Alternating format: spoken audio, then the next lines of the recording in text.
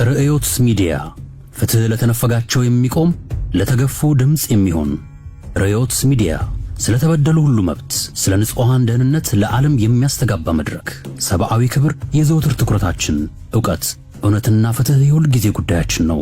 ርዕዮት የኢትዮጵያን ሁለንተና የሚቃኝ ልዩ ልዩ ዝግጅቶችን በበርካታ መንገዶች በመላ ዓለም ላሉ ተከታታዮቹ የሚያሰራጭ ሚዲያ ነው።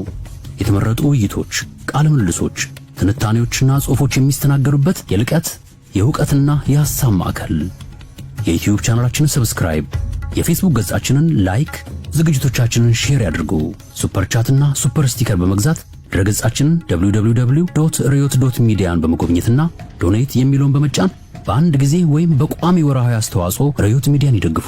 www.riyot.media። በተጨማሪም በዜል ወይም በካሻፕ ለሚቀላችሁ በስልክ ቁጥራችን 202-415-8418 ርዕዮትን ይርዱ። 202-415-8418 የዜልና የካሻፕ አድራሻችንም ነው። የእርስዎ የሆነውን ርዕዮት ይበልጥ እንዲመነደግ የበኩሉን ያድርጉ። ለህሊና፣ ለታሪክ፣ ለሕግ ተጠያቂነት እንሰራለን። ርዕዮት ሚዲያ የንጹሃንና የግፉዋን ድምፅ።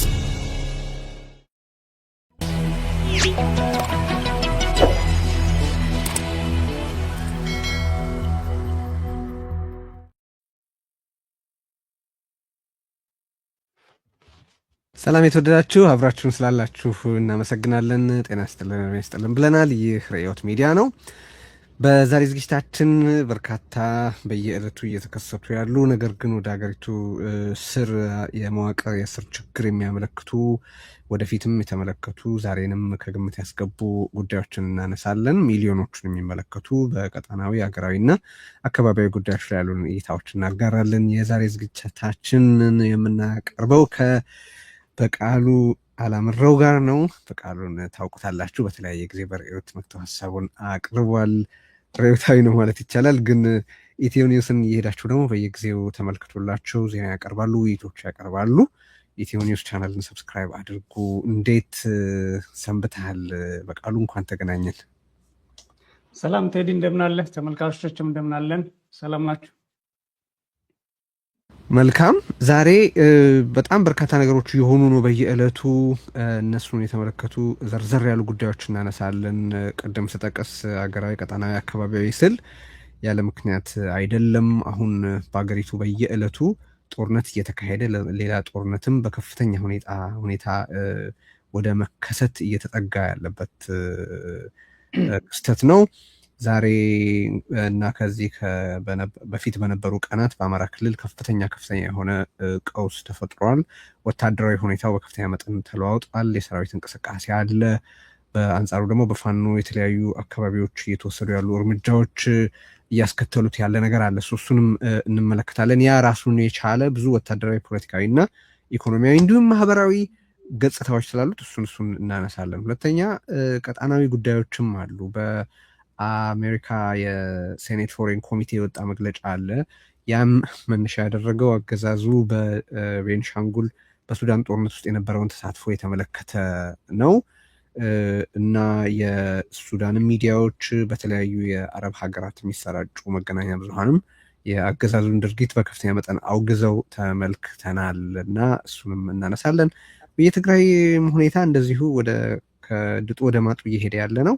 ግዙፍ ሰራዊት ወደ ትግራይ የተንቀሳቀሰ እንደሆነ በተለያየ መንገድ እየተዘገበ ነው። ይሄ ሁሉ ብዙ የሚያባብል ስለሆነ በአይነት በፈርጅ እናነሳዋለን። ስለዚህ በአማራ ክልሉ ሁኔታ እስቲ እንጀምር።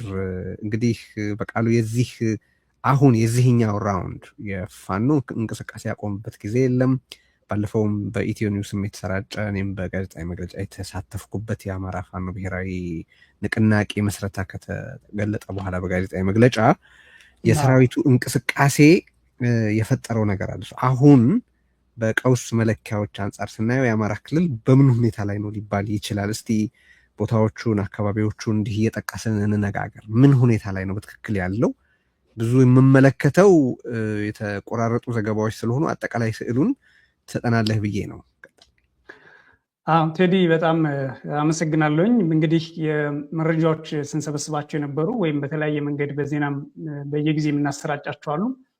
እስከዛሬ እስከ ምሽት ድረስ ባለው ሂደት በአማራ ክልል ውጊያው ከፍ እያለ መልኩን እየቀየረ የተለያዩ አካባቢዎችም ከፍተኛ ውጊያ የሚካሄድባቸው እና የነበረው በመከላከያ ሰራዊት ቁጥጥር ስር የነበሩ አገዛዙ ይዟቸው የነበሩ አካባቢዎች ከፍተኛ አለመረጋጋት ውስጥ የገቡበት ባህር ዳር የክልሉ መዲናን ጨምሮ በዙሪያዋ ከፍተኛ ውጊያ የሚካሄድበትና በባህር ዳርም የካቢኔው የአጠቃላይ የፖለቲካል ኢኮኖሚ ላይ የሚንቀሳቀሰው ኃይል በዛሬው ዕለት ከፍተኛ አለመረጋጋት ያጋጠመበት ነው።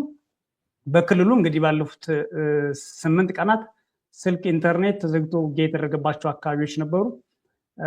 የአገዛዙ ጦር በስፋት በሄሊኮፕተር እና በጦር ፓራሹት እየወረዱ የተለያዩ ቦታ ላይ እያረፉ ኮማንዶዎች በ4 ኪሎ ዙሪያ ተቀምጠው ለአደጋ ጊዜ የተባሉ ኮማንዶዎች ያደረጓቸው ውጊያዎች አሉ። እነዚህ ውጊያዎችም በስልክና በኢንተርኔት መዝጋት የተካሄዱ ቢሆንም እንደገና ፋኖች እነሱንም ቀልብሰው ቦታዎችን በዝርዝር እናቀርባለን። ውጊያ ተካሂዷል። በሌላ በኩል ባልተጠበቀ ሁኔታ አንድ ዞን ሙሉ በፋኖ ቁጥጥር ስር የዋለበት ነው። ይሄም ደቡብ ጎንደር ዞን ነው። በዛሬው ዕለት በደብረ ታቦር ከተማ ሰፊ ውጊያ ተካሂዷል። ቢያንስ 12 ወረዳዎችና በወረዳው ስር ያሉ የከተማ አስተዳደሮች ሙሉ ለሙሉ በፋኖ ቁጥጥር ስር ገብተዋል። በዛ አካባቢ ያለው የመከላከያ ሰራዊት ጥቂቱ ያለባቸው አካባቢዎች ሙሉ ለሙሉ ተመቷል። የአድማ ብተና፣ ሚኒሻ፣ ፓራኮማንዶ፣ ሰላም አስከባሪ የሚሉትና ራሱ የብልጽግና ካድሬዎች፣ የዞን የወረዳ አስተዳዳሪዎች በአብዛኛው በቁጥጥር ስር ውለዋል፣ ተመተዋል። ግማሾቹም ጠፍተዋል። ዛሬ በደብረ ታቦር ከተማ ከሌሊት ጀምሮ ከ11 ሰዓት ጀምሮ ከፍተኛ ውጊያ ነው ያለው እስካሁን እስከ 10 ሰዓት ድረስ። በዚህ ውጊያ በደብረ ታቦር ከተማ መከላከያ ሰራዊት ከባህር ዳር ተነስቶ ለመሄድ ሙከራ አድርጓል። በመሃል ብዙ ቦታ ላይ ተመቷል። ኮማንዶ ለማስገባት ሞክረዋል። ከ11 ጊዜ በላይ እስከ 10 ሰዓት ባለው 11 ጊዜ የድሮን ጥቃቶች ፈጽመዋል በከተማዋ የተለያዩ አካባቢዎች። ፋኖ ሙሉ ለሙሉ በከተማ ውስጥ ገብቶ ውጊያ አካሂዷል። ሌሎች በሰሜን ሸዋ፣ በምዕራብ ወሎ በሰሞኑ የሰነበተው ውጊያ እንደዚሁም በባህር ዳር ዙሪያ ዛሬ የጎጃም አካባቢዎች እና አብዛኛው የባህር ዳር ዙሪያ ከተሞች እንደ ጭስ አባይ እና ጎንባት እንደዚሁም አንዳሳ፣ ዴንሳባታ የሚባሉና ዳና ማርያም የሚባሉ አካባቢዎች የፋኖ ቁጥጥር ስር ውለዋል። ፋኖ ይዟቸዋል። እንደገና ወደ ጎንደር አቅጣጫ እንደዚሁ ሙሉ ለሙሉ በሚባል በቁጥጥር ስር የዋሉ ሌሎች ከተሞች አሉ። መንገድ ላይ እንደ ሐሙሲት አይነት ከተሞች ደግሞ እንደዚሁ በቁጥጥር ስር ውለው የብልጽግና ጦር የሚያደርጋቸው እንቅስቃሴዎች ተገድተዋል። በአጠቃላይ ከሰሞኑ ያለው ሁኔታ እጅ ሰጡ ተበተኑ ሲል ከነበረው አገዛዝ በመቶ ማለት ከ0 ወደ 100 ፕሮፓጋንዳ ተወረርነን ህዝቡ ራሱን ይከላከል እና የለም የተባለው ኃይል ጠፍቷል የተባለው ኃይል በሰፊው በአማራ ክልል የተለያዩ ቦታዎችን በቁጥጥር ስር ውሏል። ይሄ በጣም የሚያስገርም ብዙ ነገር አለው፣ እንመለስበታለን። እንዳልከው ግን የአገዛዙን የሴኪሪቲ ዳይለማ ብናወራ ደስ ይለኛል። እዚህም እነዚህን ፍጻሜዎች ራሱ የምናነሳበት ምክንያት ለአናሊሲስ እንዲረዳ ስለሆነ እንደ ዘገባ ብቻ ሳይሆን አሁን የከፈታቸውን ግንባሮች እንመልከት። ለምሳሌ ወደ ትግራይ እና ከዛ ወደ ኤርትራ በአደባባይ የተገለጸ አቋማቸውን ነው እየተናገርን ያለ ነው። ያቀደው ዘመቻ አለ፣ ሰራዊት እያስጠጋ ነው በዛ በኩል። በአንጻሩ በአማራ ክልል በጣም ከፍተኛ ፍልሚያ ገጥሞታል። በነገራችን ላይ አሁን እንግዲህ ደብረ ታቦር አካባቢ ያለውን ህብረተሰብ በተለያየ ፕሮፓጋንዳ እኮ የብልጽግና ቤዝ ነው እያሉ ያገዛዙ ሰዎች ያወሩት የነበረ ቦታ ነው። እዛ ቦታ ላይ ከፍተኛ ውጊያ እየተካሄደ ያለው አሁን። በአንጻሩ ደግሞ በሌላ በኩል ከአዲስ አበባ ኦልሞስት 60 ኪሎ ሜትር ርቀት ላይ ይመስለኛል የሚገኘው ስራ ላይ በድሮን ጥቃት ይፈጽም ነበር። በቅርቡ ደጋግሞ በአዲስ አበባ 60 ኪሎ ሜትር ርቀት ላይ የድሮን ጥቃት እየፈጸመ ነው። በሁሉም አቅጣጫ በድሮን ተኩሼ ስልጣን ላይ ልቀጥል ብሎ ነው እየተፍጨረጨረ ያለው። በአንድ ጊዜ ሁሉ ድስት ጥዶ የትኛውን ከየት የማስቀደም ግራ መጋባት ነው የምታይበት፣ ወይስ ስልታዊነት ትመለከታለህ? እዚህ የሰራዊት የማስወጣትም የማስገባትም እንቅስቃሴ ውስጥ do you see እኔ any method in the ባየሁት madness? አሁን ላይ በጣም እሺ ቋንቋቸው ተደበላልቋል የሚባል በመጽሐፍ ቅዱስ ታሪክ የእምነት ሰዎች ሲጠቅሱት የማየውን ነገር ነው። በአጠቃላይ በኢትዮጵያ ውስጥ እያየ ያለሁት ከአገዛዙ አንጻር ማለት ነው። በስፋት በተለያዩ ቦታዎች የሚያደርጋቸው ውጊያዎች አሉ። ምሳሌ በኦሮሚያ ክልል ሰሜን ሸዋ ዞን በሚባለው ውጊያዎችን ሲያካሄድ ነበር። ድሮን በመጠቀም ኮማንዶ ማስገባት፣ ኢንተርኔትና ስልክ ዘግቶ፣ ይሄ በ10 ቀን ውስጥ የሆነ ነው። በዛው አማራ ክልል በሰሜን ሸዋ ዞን፣ በምዕራብ ወሎ፣ በምስራቅ ጎጃም በተመሳሳይ ስልክ በማጥፋት ውጊያ አካሂዷል። በሚገርም ሁኔታ ከ20 ጊዜ በላይ ኮማንዶ በሄሊኮፕተር አራግፈው ውጊያ ያደረገበት ቀጠና ነው እና አሁን የሰሜን ሸዋን ስናይ አሁን ስልክም ኢንተርኔትም ትላንት መልሷል። በዜና ሽፋናችን የሚያካተተው ነው። ምንም ትርፍ አላገኘበትም። በአብዛኛው ተመቶ የፋኖ ሰዎችም መረጃ ሲነግሩ ወይም ይፋ ሲያደርጉ ለወደፊቱ የሚታይ ሆኖ ወደ ካምፖቹና ወደ ተለያዩ አካባቢዎች እንደተሰበሰበና በብዙ ቦታዎች ላይ ማሳካት እንዳልቻለ፣ ነገር ግን በንጹሃን ላይ የደረሰው ግፍ ይሄ ነው የሚባል አይደለም። ጠቅላላ እያደረገ ያለው ነገር ስናየው ከፍተኛ ትርምስ ውስጥ ነው ያለው። የኃይል እንቅስቃሴው ከሁሉም የኢትዮጵያ አካባቢ ጦሩን ወደ ሰሜን ኢትዮጵያ ያጓጉዛል። ቤዛ አርጎ ይዟቸው የነበሯቸውና ካቢኔውን ጭምር ሲያስተዳድር የነበሩ መከላከያም በስፋት ፖለቲካው ስለሞተ፣ የሲቪል ሰርቪስ አሰራሩ ስለሞተ፣ አገሪቱ በኮማንድ ፖስት ስለምተዳደር ተነቅሎ ሲሄድ በህዝቡ ላይ የሚፈጥረው ግርታ፣ በአካባቢው የሚቀረው ካሪ ደግሞ የሚፈጠርበት ስጋት ይሄን የሚባል አይደለም። አንዳንዶች መከላከያን ተከትለው ከዞናቸው ወደ ገጠር አካባቢ፣ ከከተሞች ወደ ገጠር አካባቢ የጠፋሉ። ከወረዳ ወረዳ፣ ከዞን ምሳሌ የደብረ ታቦሮች ወደ ባህር ዳር፣ የንፋስ መውጫ፣ የጋይንት እነዚህ አካባቢዎች ሁሉ በሙሉ ሲያዙ ከቦታ ቦታ አካባቢው ለመቀየር ሞክረዋል። ግን በአብዛኛው በፋኖ የሚያደርጋቸው ፍተሻዎች፣ በተለያዩ ቦታዎች ላይ ደግሞ ተዋግተው ለማምለጥ የሚያደርጉት ብዙዎቹ አጥተዋል እና ሙሉ ለሙሉ በሚባል ደረጃ አሁን የደቡብ ጎንደርን ስትመለከተው መሰረት አለኝ፣ መሰረትም መጣል ብቻ ሳይሆን የሚታጠቁና የሚታገሉ ኃይሎች ጭምር ወደ እኔ ኃይልነት ቀይሬያቸዋለሁ ብሎ ከፍተኛ ፕሮፓጋንዳ የሰራበት አካባቢ ነው። ግን በአሁኑ ሰዓት በቁጥር አንድ በኢትዮጵያ ውስጥ ብልጽግና የለበትም የሚባል ቀጠና የተፈጠረው በዛ ዞን ላይ ነው እና አንደኛ የተሳተ ግምገማ ያደርጋል። ከልቡም አይደለም የሚሰራው፣ የጨበጣ የሪፖርት ነው። የሰራዊቱ አመራሮችም ራሳቸውን ኮምፒት ለማድረግ ስለሚፈልጉ የሚዋሹ ይመስለኛል። የተጠና ስራ አይደለም የሚሰራው። ልክ ጠቅላይ ሚኒስትሩ ወጥቶ የሚናገረውን ነው ሌሎችም ሊያደርጉ የሚችሉት። መቼም ከመሪያቸው የተሻለ ንግግር፣ የተሻለ ቁጥብነት፣ የተሻለ እውነት ኮንቲኒቲ ሲኖር፣ በአንድ ቃል መጽናት ሲኖር እኮ እነሱም ያዝ አድርገው ስራቸውን የመስራት ነገር አለ። ስለዚህ ህዝቡ ተማሯል።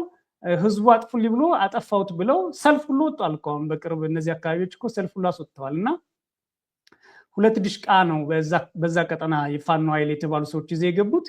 በሰዓቱ ግን ምን ይሉ ነበር ቴዲ የፋኖ አመራሮች? እየጠራልን ነው፣ እኛ ውስጥ የነበሩ የጠላት ሰዎች እየሄዱ ነው እንጂ እኛ እየፈረስን አይደለን የሚል ግልጽ መልስ ሲያቀርቡ ነበረ።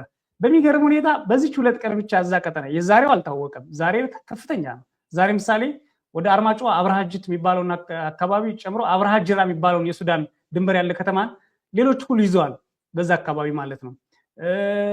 በመተከል ምሳሌ ፓዊ የሚባለው ላይ የፋኖ ኃይሎች የመከላከያ ሰራዊትና የቤኒሻንጉል ጉሙዝ ልዩ ኃይሎችን ሙሉ ለሙሉ አጥቅተው ካምፑን ተቆጣጥረዋል። በዛ በጎጃም ቀጠና ያለው ፋኖ ማለት ነው። አብዛኛው መተከልም በቁጥጥር ስር ውሏል።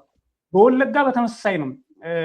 ልነግርህ የምችለው አይደለም ግን በትላንት በ2 ቀን ብቻ በደቡብ ጎንደርና በአካባቢው የተፈጠረውን ነገር ልንገር። 13 ድሽቅ አግኝተዋል፣ ማርከዋል እና ከ3 ከ4 መኪና በላይ ተተኳሽ ሲገልጹት 2 መኪና ተተኳሽ፣ 1 መኪና ተተኳሽ ነው የሚሉት። ዝም ብሎ ምንድነው የሚያደርገው? በየቦታው ካምፕ ያደርግና ያንቀሳቀሳል። ሰራዊቱ ይዞ ሲጓዝ ውጊያ ሲከፍቱበት ይማረካል። የክላሹ የሰው ኃይሉ የካድሪው እና የሌሎቹ ተው እንግዲህ እኔ 3200 ክላሽ አግኝተዋል። ምሳሌ ትላንትና ሪፖርት ባረጉት መሰረት በአንድ ዞን ውስጥ በሆኑ ወረዳዎች ላይ ባረጉት እነዛ 12 ወረዳዎች ላይ እና ሙሉ ለሙሉ በሚባል ደረጃ ብልጽግና የሚይዘው የሚጨብጠው አጥቷል። እንዲህ ሲሆን ምንድን ነው እያሉ ያሉት ብለህ ምን ፕላን እያደረጉ ነው? ኦኬ እንደዚህ አይነት ነገር ሲያጋጥማቸው ምን የፖለቲካና ወታደራዊ ሀሳቦች ይዘው ነው ይህን እየተንቀሳቀሱ ያሉት ብለህ ስታስብ ደግሞ የሚያወጧቸው መግለጫዎችን ስታይ ደግሞ ህዝቡን ታገል እንጂ እኛ ድንበር ለማስከበር ወጠናል የሚል አሁን በአማራ ክልል ሰላምና ደህንነት የመጣው እንመለስበታለን። ጋር በዞንና በወረዳ ታጥረን እየተዋጋ እንድንኖር የሚፈልጉ ውክልና የሚፈልጉ ኃይሎች ናቸው እና ህዝቡ ራሱን እንዲጠብቅ የህዝቡ አደጋ የመጣበት አስመስለው ይነግራሉ። በአንጻሩ ግን ህዝቡ ደግሞ ፋኖ ሲገባ በከፍተኛ ደስታ ነው የሚቀበላቸው። እጅ ሰጠው ምርኮኛ የነበሩ በሚሊሻነት የተሾሙት ደግሞ እንደገና እጅ ይሰጣሉ፣ እንደገና እንዋጋለን ብለው ይሰዋሉ። ከፍተኛ መተራመስ ነው ያለው አማራ ክልል። እነዚህ አካባቢዎች እንግዲህ አሁን ራሱ ብልጽግናና ፋኖ በተጠና መንገድ የፈጠራቸው ጥቃቶች ናቸው። አሁን እየሄደ ያለውን ሁኔታ ስታይ ደግሞ ፋኖ በተጠናከረ መንገድ እየመጣ ስለሆነ በሚቀጥሉት ሳምንታት ውስጥ ምን ሊፈጠር ይችላል ብትለይ እኔ እንግዲህ አብዛኛው በክልሉ ያሉ ከተሞች እንደው በጣም አጋነኝ እንዳላየው እንጂ አብዛኛው ከተሞች ከብልጽግና ነፃ የሚሆኑ ይመስለኛል አሁን ባለው አካሄድ ማለት ነው። ምክንያቱም አሁን ደብረታቦርን ቤዛ አድርጎ ይዟል። ባህር ዳር ዙሪያ የተፈጠረው ኦልሬዲ ባህር ዳር አሁን ተዘግቷል። ኦኬ፣ ወደ ባህር ዳር የሚገባ የሚወጣ ኃይል እየተመታ እየወጣ ነው የሚገባው። ከዚህ በፊት ዙሪያ ላይ ያሉ ከተሞችን ይዞ ነበረ። አንዳንድ ቦታዎች ላይ ራሱ ነቅሎ ነው የሚሄደው። አሁን እዚህ ደቡብ ጎንደር አካባቢ ነቅሎ በግልጽ ነው ሄደው እና ምንድነው እየተፈጠረ ያለው ስትለኝ መተራመስ ነው። ተጨባጭ የምታየው መተራመስ ነው። ይሄ መተራመስ ደግሞ አንዱ ወደ ሰሜን ጦርነት መጥቶብናል የሚል ነው። ሌላው ደግሞ በወታደራዊና በካድሬ መካከል ምሳሌ በዚህ በደቡብ ጎንደር አሁን በግልጽ ጸብ ሁሉ በአዳራሽ ውስጥ የተደረገው ሐሰተኛ ግምገማ አቅርባቸዋል። ካድሬዎች ፋኖ ጠፍቷል ብለዋል። መከላከያ ደግሞ አይ ነበረ የሚሉ አንድ ሻለቃም እንደዚህ ተሾመ የሚባሉ አንድ የጦር አመራርም ብርጋዴር ጀነራል እስከ መቅረብ ደርሷልና ሙሉ ለሙሉ በሚባል ደረጃ ከፍተኛ መተራመስ ውስጥ ገብቷል። ቴዲ ሁለት ነገር እዚህ ጋር ልጥቀስ። አንዱ የኢትዮጵያ ውስጥ በአሁኑ ወቅት ያለውን ጦርነቱ ላይ የጦርነቱ የሚያካልላቸውን አካባቢዎች ካርታ እንስራ ቢባል የሚያካትታቸውን ነገሮች ማየት ያስፈልጋል። እንዳልኩት ስዕሉን ጠቅላላ ስዕሉን ስለማግኘትና ነገሩን ስለመረዳት ስለሆነ ውይይታችን ማለት ነው። ተመልከቱልኝ። አሁን የትግራይ ሁኔታ የሚታወቅ ነው። የፖለቲካል ዳያሎግ የለም። የግጭት የመፈታት እድሉን ተውትና ሌላ የከፋ ጦርነት የሚቀሰቀስበት ሁኔታ ያለ እሱ አብሶሉትሊ የጦርነት ቀጣና ነው። እሱ አያከራክርም፣ አያጠራጥርም። ራሱ እሱን እንይዛለን። የአማራ ክልል ሁሉም ዞኖች ላይ አሁን እንኳን ስትጠቅስ ያካለልከውን ቦታ ማየት በቂ ነው አይደለም። የአማራ ክልል ሆኖ ያ ተመሳሳይ ስምሪት የማይካሄድበት ዞን አለ ማለት አይቻልም። የለም፣ ሊትራሊ የለም። በዞን ደረጃ የለም። ስለ ወረዳ ስለምን ነው የምናወራው? እነዛ ወረዳዎች ደግሞ እጅግ አብዛኛዎቹ በጦርነት ቀጣና ውስጥ ያሉ ናቸው። ስምሪት የሚካሄድባቸው ናቸው። ውጊያ የሚካሄድባቸው ናቸው። የአማራ ክልል ሙሉ በሙሉ የጦርነት ቀጣና ነው ሊባል ተገቢ ነው።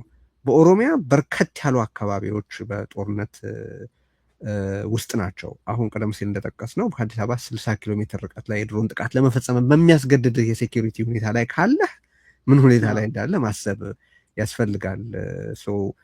ሸዋም እንደዚሁ በየአቅጣጫው አገዛዙ ከባድ የሆነ ፍልሚያ ገጥሞታል። የቤንሻንጉል ሁኔታ አለ። ቤንሻንጉል በታጣቂዎች አሉ። ከታጣቂዎች በተጨማሪ ደግሞ ቆይቼ እመለስበታለሁ። ግን ከጎረቤት አገር ጋር በለኮሰው እሳት ምክንያት አሁን እሱም በከፍተኛ መጠን የግጭት ቀጣና ሆኗል። በትላንትናው ዕለት የወጣው የሳተላይት መረጃም በዓለም አቀፍ መገናኛ ብዙሃን ሳይቀር በስፋት እያነጋገረ ነው። ጋምቤላ መፈንቅለ የክልል ስልጣን በተደጋጋሚ የተካሄደበት ነው። ነገራችን ላይ ለማዕከሉ ቅርብ ስላይደለ እምብዛም ትኩረት አይሰጠውም እና ያሳዝናል እንጂ የጋምቤላ ከተማ የአስተዳደር ጽሕፈት ቤቱ ሁሉ በአማጽያን ቁጥጥር ስር ውሎ እንደገና ውጊያ ተካሂዶ መልሶ እንደገና አይነት ነው። በጣም ከፍተኛ የሆነ ቮለታይል የሆነ እንቅስቃሴ ያለበት ነው። ከደቡብ ሱዳን ጋር ባለም ሁኔታ አፌክት የሚደረግ ነው። አሁን ይሄ ሁሉ በሀገር ውስጥ ያለውን ነው እያወራን ያለ ነው። በሱ ላይ ነው፣ በዚህ ላይ ነው። አሁን ከዚህ ቀደም የዘር ፍጅት ጥምረት ከሻዕቢያ ጋር ፈጥሮ እንዳልነበር አሁን እንደገና የዘር ፍጅት ውጤት የሚያስከትል ጦርነት ከሻዕቢያ ጋር ለመግባት ተዘጋጅቷል። በትግራይ ላይ ለመዝመት ተዘጋጅቷል። ከሱዳን ጋር ጦርነት ውስጥ ገብቷል። ከሶማሊያ ጋር ሻክሯል። ከጅቡቲ ጋር ተለያይቷል ወዘተ። አገሪቱን ከውጭና ከውስጥ በእሳት እያነደደ ወደ አለመኖር እየለወጣት ነው የምንልበት ምክንያት ብዙ ነው። ዝም ብሎ ሃይፐርቦሊ አይደለም። ሪሊ ደምረ ስታየው ነገሩን የማይታመን ነገር ነው። በዚህ አጭር ጊዜ ውስጥ ኢትዮጵያ አንከር የነበረች ስቴት የውስጥ የመዋቅራዊ ችግር፣ የፖለቲካ አይነት ችግር፣ የዴሞክራሲ፣ የሰብአዊ መብት ጥሰት ብዙ ጥያቄዎች እንደነበሩ እነሱም በጣም ወሳኝ ጥያቄዎች እንደሆኑ እናውቃለን፣ እናምናለን። ግን ስለ ህልውና የምትነጋገር ኢትስ ቬሪ ኤግዚስተንስ ጥያቄ ላይ ወደቀ ሀገር ግን አልነበረም። አሁን በሁሉም አቅጣጫ እሳት ለኩሶ እየሞቀ ያለ አገዛዝ ነው። ኦፍኮርስ እየተለበለበም ነው፣ ምንም ጥያቄ የለውም። ይሄ ነው ትክክለኛው ስዕል። አሁን የምናወራው እንደዚህ ያለ ሁኔታ ነው። ቢዝነስ አዝ ዩዥዋል የሚባል ነገር የለም። አሁን የአማራ ክልል ላይ አተኩረን እነዚህን ነገሮች አነሳናቸው እንጂ ኦሮሚያን በተመለከተ በዝርዝር በየወረዳው እየተካሄደ ያለውን ነገር የሚያውቅ መጥቶ ቢነግረን ከዚህ የተለየ ስዕል አይሰጠንም። አሁን ሰራዊቱን ወደ ትግራይ ለማጓጓዝ ከዛ አካባቢ የመከላከያ ሰራዊት አባላትን በማስወጣቱ ምክንያት የገበሬና የሚሊሻ ጦር ከኦሮሞ ነጻነት ሰራዊት ጋር አጋጥሞ የተፈጠረውን ነገር በተለያየ ቦታ ተጽፎ ተመልክተናል። እና ይሄ ባለበት ሁኔታ ነው ስለ ብልጽግና፣ ስለ ምርጫ፣ ስለ ምናምን እየተወራ ያለው እና እነዚህ የኛ አስተያየቶች አይደሉ። አሁን እዚህ ከጠቀስናቸው ውስጥ አልሆነም የሚባል ምንም ነገር የለም። የኛ አስተያየት የለበትም። ቀደም ሲል በአማራ ክልል ብታይ በተናገርከውም ኢትዮጵያን በተመለከተ ያለውን ስዕል ለመስጠት እኔ በሞከርኩትም ውስጥ የኛ አስተያየት የለበትም። ይሄ ፋክት ነው አይደለም? ይሄ ነው የኢትዮጵያ አሁናዊ ትክክለኛ ስዕል።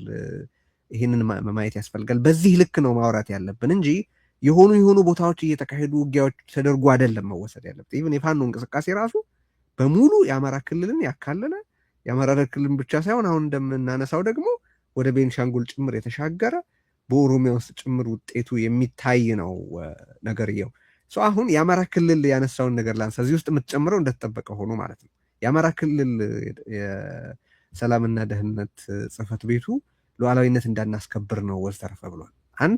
ሁለት ጥያቄ ነው እዚህ ላይ ያለኝ። መጀመሪያ ቅድም እንዳልከው ጠፍተዋል፣ ጠራርገናቸዋል፣ በቃ መከላከያ ቢወጣም በራሳችን መከላከል እንችላለን ወዘተረፈ እያሉ ይጽፉ ነበረ፣ ይናገሩ ነበር። አሁን እየተዋጋን ያለ ነው ከሻዕቢያና ከህወሓት ጋር ነው፣ ትእዛዙ የሚተላለፈው ከመቀለና ከአስመራ ጋር ነው ብሏል።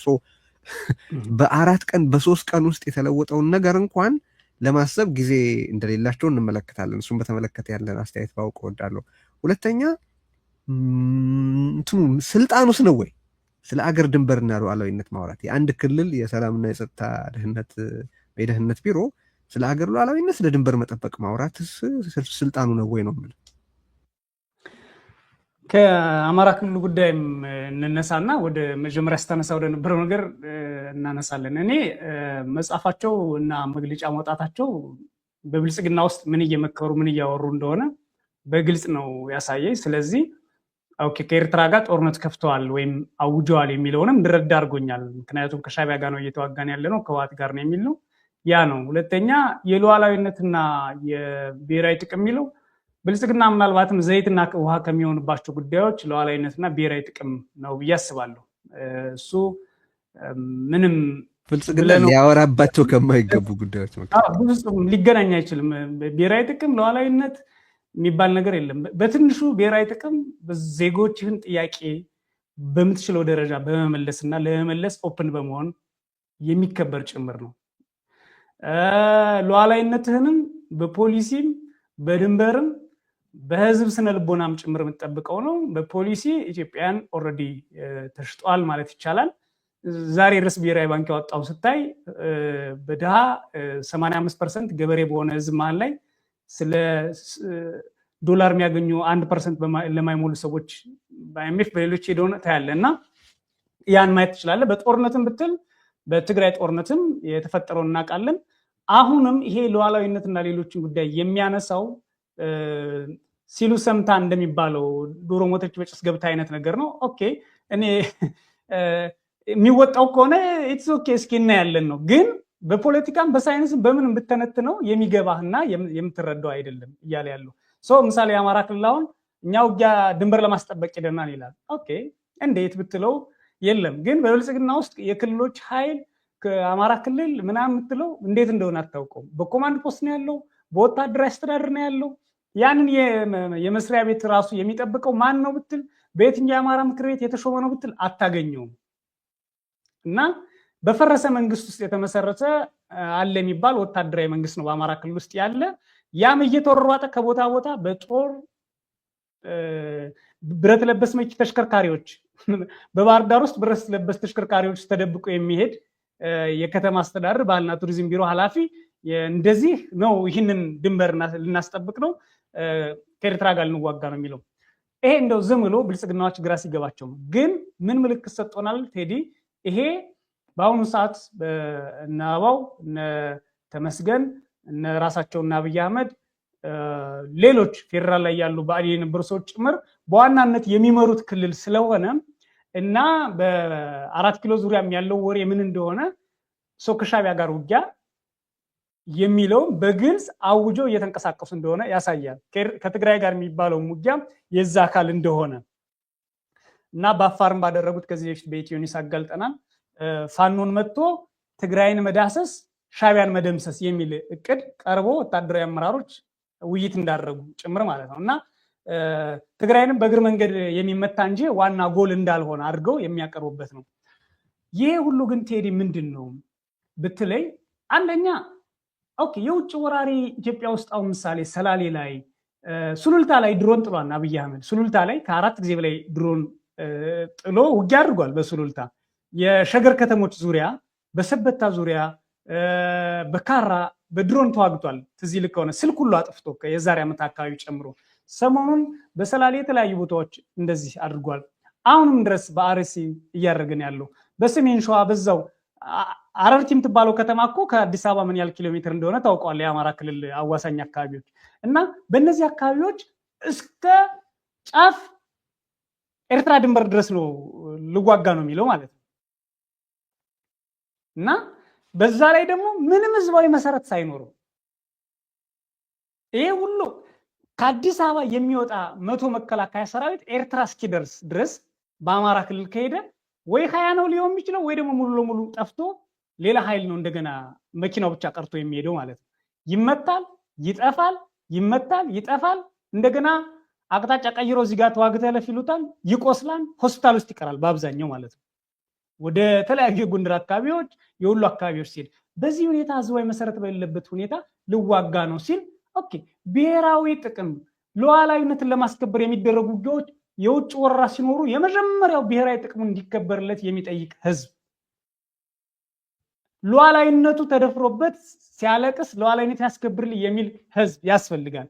ያ ህዝብ ደግሞ ተስቆበት ድሃ ሉዓላዊነት የለውም እንደፈለጋችሁ ድፈሯቸው፣ የኛ ሰራዊት እኮ እነሱ በወንድ ቢደፈሩ እንቁራሪቶች ትጫዋላችሁ እንጂ ምንም እንትን የለም፣ ምንም የምታመጡት ነገር የለም፣ እዛው በዞንና በወረዳ አዳራሽ ገብታችሁ ጠብቁ፣ እኔ ጋር መነጋገር ከፈለጋችሁ እኔ የቀበሌ ሊቀመንበር አይደለሁም ጉንዳን እየተባለ ህዝቡ ሲዘለፍ፣ ከዛ ላይ ደግሞ ይህንን ሪዮትና ይህንን አስተሳሰብ የያዘ ጦር ሚኒሻ ታጣቂ በሙሉ ተሰማርቶ ደግሞ ሲገለው ሲደፍረው ነው ይሄ 7 ዓመት ያለው።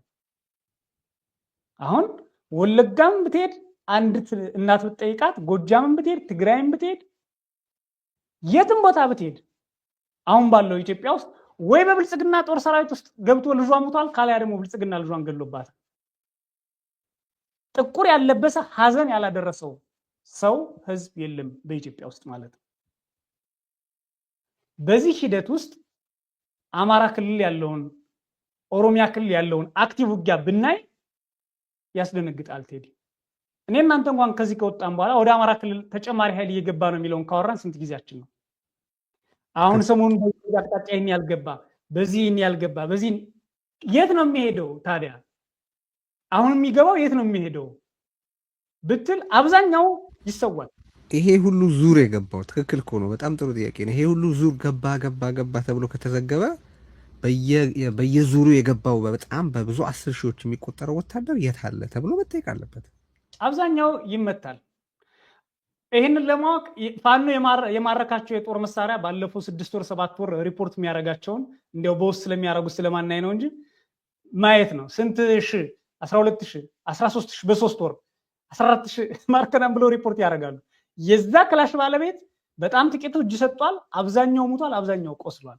የዛ ትጥቅ ባለቤት ሰዎች በአማራ ክልል ባለው ሁኔታ ውስጥ ያገዛዙ ጦር ሬሳ መቅበር ተራ ነገር፣ የባህር ዛፍ ቅጠልን በእግር ነክቶ እንደማለፍ እና እንስሳ ወንዙን የሚጠጡትን ጭምር በደም የተበከለ በመሆኑ አርሶ አደሩ ወደ ወንዝ ወርደው እንስሳዎች እንኳን እንዳይጠጡ የሚከለክልበት ክልል ነው። በኦሮሚያ የተፈጠረውን በተመሳሳይ ነው። በዚህ ሂደት ውስጥ ወጣቶች ከዩኒቨርሲቲ ሲመረቁ ዘመዶች የሆኑ ሰዎች ተመረቁ ሲባሉ ገቡ ሲባሉ አታይ። አብዛኛው የሚገባው መከላከያ ሰራዊት ካላያም ደግሞ አብዛኛው የሚገባው ፋኖ ሸኔ ቲዲኤፍ ውስጥ ነው ያለው። ከዛ ያለፈው ወደ አረብ ሀገር ምናምን የሚሄድ ነው እና በዚህ ሁኔታ ውስጥ ባለው ሁኔታ ብሔራዊ ጥቅምን ለማስከበር የሚደረግ ውጊያ ነው የሚለው የብልጽግና ሁኔታ ብዙ የሚታየኝ አይደለም። እኔ ቴዲ በግልጽ የምነግርህ ኦኬ ኢትዮጵያ የሚባለው ሀገር ይህን ያህል ጠንካራ እንደነበረ አላውቅ ነበር። አሁን ባለፈው 7 ዓመት ምን ያህል ዘመን ነው ያለፈው? ምን ያህል ኃይል ነው ውጊያ ሪሊ አንድ ዘመን እያለፈ ያለው ምን ያህል ውጊያ ነው እየተካሄደ ያለው? የሚሞተው ሰው እንደኔ ደግሞ በየዕለቱ ዜና የሚሰራ ሰው የሚያይ ሰው በእስር ቤቶች ገብቶ ያየ ሰው እንዴ ይሄ ሀገር ይህን ያህል ጠንካራ ነው እንዴ ይላል። ኦኬ ወይስ ሀገር መፍረስ የሚባለው ለኢትዮጵያ ሲባል ሌላ ትርጉም መበየን አለበት መዘጋጀት አለበት ወይ ብዬ እንድጠይቅ ያደርገኛል። እና ከሰላሌ የጀመረው ውጊያ ከሰሞኑ ተመልከት አብርሃ ጅራ የሚባል አካባቢ ድረስ ነው እየተደረገ ያለው። ይሄ መከላከያ ሰራዊት የሚባለው ከባሌ ተነስቶ የአፋርና የአማራ ክልሎች የትግራይ አዋሳኝ አካባቢዎችን ይገባኛል ምናምን ጥያቄ የሚነሳባቸውን አካባቢዎች ላይ እየሰፈረ ነው ያለው። እየተመታ ነው የሚሄደው። በአብዛኛው በአፋር የሚሄደው ነው የማይመታው። ከወለጋ የነበረው ሲቆስል ረፍት አጥቶ ባለፉት ጊዜያት ደሞዝ አልገባልኝ እያለ ሲያለቅስ የነበረው ኃይል እንደገና ተጭኖ አሁንም ወደ ትግራይ አቅጣጫ ወደ ሰሜን ጎንደር ወደ ሰሜን ወሎ እየገባ ነው ያለው በአሁኑ ሰዓት። ይሄን ሁሉ ስትመለከተው ቴዲ ግልጽ ነገር ብልጽግና ማሰብ የተሳነው እና ከአማራም ከኦሮሞም ከትግራይም ከዛም አልፎ ፕሮክሲ ዋር በኤርትራ ውስጥ ገብቼ አሸንፌ ሰርፕራይዝ አድርጋቸዋለሁ ብሎ ባንዲራውን በኪሱ ይዞ በቃ የሆነ አሰብ ላይ ሲተክል የሚያይ ወይም ደግሞ አስመራ ላይ ሲተክል የሚያይ ኃይል ነው። እንዴት ነው ይሄ የሚሆነው ነው? እንዴት ነው የሚሆነው? ባህር ዳር ዙሪያን፣ አባ ዙሪያን፣ ሸዋሮቢትን፣ አጣየን፣ ሰላሌን መንገድ ተዘግቶ እኮ ነው የሚዋጉት። ስልክ ተዘግቶ ነው የሚዋጉት። ቤት ነው የሚያልፈው። ሎጂስቲክስ የት ነው የሚያመጣው? ሆስፒታሎችና መድኃኒቶች የት ነው ሊያገኝ የሚችለው ብለህ ስታስብ የሆኑ ፕሮሚሶች ይኖሩታል። ይሄን ፕሬዠር ከሚያረጉ የፕሮክሲ ዋር ከሚያረጉለት ኃይሎች። ነገር ግን በመንግስት በኩል ስታየው የለም። እኔ አሁን በአማራ ክልል ያለው ሰሞኑን የተፈጠረውን አሁን እየሆነ ያለውን ነገ ከነገ ወዲያ ሊሆን የሚችለውን ስትገምት አማራ ክልልን ሙሉ ለሙሉ አጣል ብዬ እንድደመድም ያደረገኝ ነው። ከዚህ በፊት 80-30% ይላሉ። የብልጽግና ስርዓት በፖለቲካ ደረጃ ከህዝብ አስተዳደር ጋር በወረዳዎች በዞኖች ከህዝብ ጋር ምንም ግንኙነት የለውም ነቅለነዋል ነበር የሚሉት ፋኖች። ወታደር ብቻ ነው ያለው ነው ያየሁት። እሱን ነው በደቡብ ጎንደር ማለት 12 ወረዳ ፋኖ የለበትም ብሎ ባለበት አካባቢ 12 ወረዳ ለመቆጣጠር 2 ቀን የወሰደባቸው ያው ከበቂ ምርኮ ከበቂ የጦር መሳሪያ እና የሰው ኃይል ምርኮ ጋራ ማለት ነው። ካለምንም አደናቃፊነት ሲዋጉም ተዋግተው ነፃ ከተሞች ሲገቡ ህዝብ ተቀብሏቸው ይዋጋል የተባለውም ኃይል በተመሳሳይ እና ደብረታቦር ከተማ ሰፊ ከተማ ነው፣ ታሪካዊ ከተማ ነው።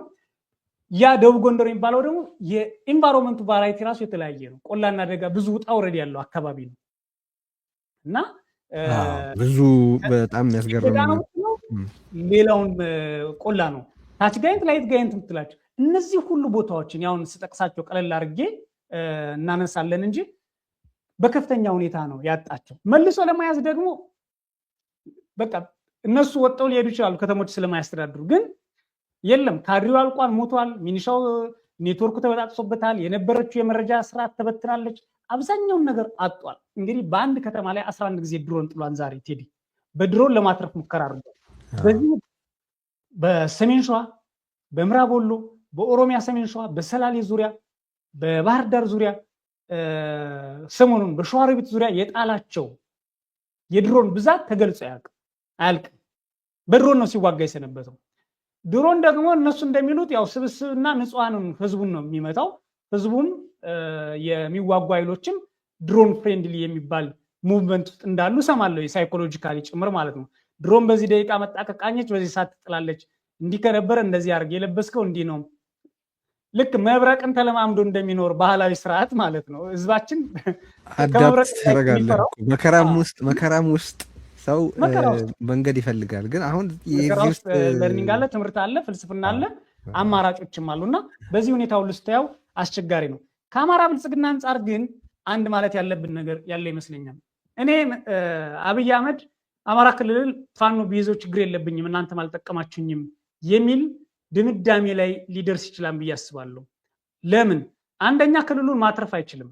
አሁን ባለው የፋኖ አደረጃጀት አንድነታቸውን አፋብን የሚባል ድርጅት ከመሰረቱ በኋላ እያደረጉት ባሉት አካሄድ ከዛ በፊት ዋነኛው በሚዲያም በዚህም ቀርብ እንዳወራ ነው ፋኖ እስካሁን ድረስ ይዞት የነበረው የውስጥ ችግሩ ነው እንጂ የኃይል ችግር የለበትም፣ ህዝባዊ ድጋፍ የለበትም። ኮዙ የሚታገለት ዓላማ አይደለም ችግሩ ግን በአደረጃጀታቸው ችግር ምክንያት ነው ሲባል የነበረው እሱ ስለፈቱ እንደሚመጡበት ያውቃል። የትኛውን ቦታ ላይ ሰሞኑን ሙከራ ያደረጓቸው ያጠቁበት ቦታ ብታይ ወለጋም ውስጥ ሌሎችም ቦታ ላይ ያጠቁባቸው ቦታዎች በሙሉ ብታይ አንድነታቸውን አብስረው ከዛ በኋላ በተቀናጀ ሁኔታ ላይ ያጠቁት እንደሆነ ያስባል። ይህን ሲያይ ክልሉን አስረክቦ ለመውጣት የሚያስብ ይመስለኛል። አንድ ሁለተኛ እንደሚለው ደግሞም እየሆነ እንዳለው በትግራይም በኤርትራ የሚዋጋ ከሆነ ፋኖ ሰራዊቱን እንዳይመታበት የማሸሽ ስራ የያዘ ይመስለኛል። ምክንያቱም እዛም ሄዶ የሚዋጋለት ኃይል ያለው ይሄ መከላከያ ሰራዊት ነው። ስለዚህ እዚህ ፋኖ መጥቶ እንትን ከሚለኝ ለዋና ዓላማው በወድቅም ለብሔራዊ ጥቅምና ለድንበር ነው ብዬ ልውደቅ አሟሟቴን ላሳምረው እንደሚል አይነት ጸሎት ላይ ያለ ይመስለኛል። እና አሁን እሱ ጋር የሚነሳው ጥያቄ እንግዲህ የአማራ ክልልን ያክል ለማዕከሉ ቅርበት ያለው እና ሰፊ ቦታ በመተው መንበሩን እንዴት አድርጎ ጠብቃለሁ ብሎ እንደሚያስብ ማሰብ ይኖርብናል። ግን አሁን እዚህ ውስጥ በዚህ የደህንነትና የፖለቲካ ወታደራዊ ሁኔታዎችን በተመለከተ ስንነጋገር መረሳት የሌለባቸው ነጥቦች አሉ። አሁንም እዚህ ላይ ሁለት ወሳኝ ናቸው የምላቸውን ነገሮች ጠቅስ። አንድ አሁን በኢትዮጵያ ውስጥ እየተፋለሙ ያሉ ኦልሞስት ሁሉም ሊባሉ የሚችሉት ታጣቂዎች ከአብይ አህመድ ከስልጣን ላይ መውጣት በኋላ የተፈጠሩ ናቸው ማለት ከዛ ያደሩ ናቸው ምናምን ያደሩ ችግሮች ናቸው። ያ በመዋቅርና በፖለቲካ ምክንያት የተፈጠሩ ችግሮች፣ ብዙ ቁርሾች፣ ቅራኔዎች ነበሩ። ታጣቂዎቹ ግን የተፈጠሩት በአብይ አህመድ የስልጣን ዘመን ነው። ማለት ቲዲኤፍ የሚባል ኃይል አይታወቅም ነበር ከዛ በፊት እንኳን ከጦርነቱ በፊት አይደለም ጦርነቱ እስኪጀመር ባለው በትላንትናው ዕለት አቶ ገዱ ሲናገሩም ተመልክታችኋል። አቶ ገዱ ሲናገር ተመሰምታችኋል። ከዚህ ቀደም በርዕዮት ጠቅሶት ነበር። በነገራችን ላይ ጦርነቱ ከመጀመሩ ጥቂት ሳምንታት 2 ሳምንታት በፊት በነበረ ግምገማ የሚሊሻዎችና የተወሰኑ ልዩ ኃይሎች በመከላከያ ካምፖች አካባቢ መጠጋት ካልሆነ በስተቀር ጦርነት የሚያሰጋና ጥቃት ኢኒሼት ለማድረግ የሚያስገድድ ሁኔታ የለም የሚል ግምገማ በወቅቱ ኢታማዦር ቀርቦ እንደነበር፣ ነገር ግን አብይ እንዳልተቀበለው ተጠቅሷል። ጦርነቱ ከመጀመሩ በፊት እንኳን ቲዲኤፍ የሚባል ነገር ከሳምንታት በፊት ቲዲኤፍ የሚባል ነገር አይታወቅም። ጦርነቱ ከተጀመረ ከተወሰኑ 2-3 ወራት ድረስ እኮ አልተመሰረተም ነበር ቲዲኤፍ። ከዛ በኋላ በአብይ አህመድ ጭፍጨፋ በአብይ አህመድ ግድያ ምክንያት የተወለደ ኃይል ነው። አሁን ያው እየተነጋገርንበት እያወራን ነው። ያንን ኃይል በተመለከተ ምን ሁኔታ ላይ ነው፣ ተዳከመ፣ ተጠናከረ፣ ወዘተረፈ እያለን የምንነጋገርበት አንድ ፎርሚደብል የሆነ ኃይል ሆኗል። ግን አብይ አህመድ እንደፈጠረው መታወቅ አለበት። አንድ ሁለተኛ ፋኖንም ብንመለከት ከዛ በፊት እሱ በሙቭመንት ደረጃ በከተማ አካባቢ በገጠር አካባቢ ወጣቶች የአደባባይ ሰልፍ እየወጡ አልፎ አልፎ የነበረ ቫዮለንስ እና የተለያዩ ነገሮች ነበሩ። በእርግጥ ግን እንደ ሙቭመንት አጠቃላይ ካቴጎራይዝ ብታደርገው ግን የታጠቀ እንቅስቃሴ ነበረ ማለት አትችልም። ህዝባዊ ንቅናቄ የነበረ ነው። በኋላ ግን ወደ አንድ የኢንሰርጀንሲ ከዛም ወደ ተሟላ ኃይልነት ወደ ኦልሞስት ኮንቬንሽናል አርሚነት የለወጠው አብይ አህመድ ነው። እዛ አካባቢ ያለውም ችግር የተፈጠረው በሱ የስልጣን ዘመን ነው። የፈጠረውም አብይ አህመድ ነው። የኦሮሞ ነጻነት ሰራዊት ውሰድ። ኤርትራ የነበረ የኦነግ ጦር ነበረ በተለየ ስም።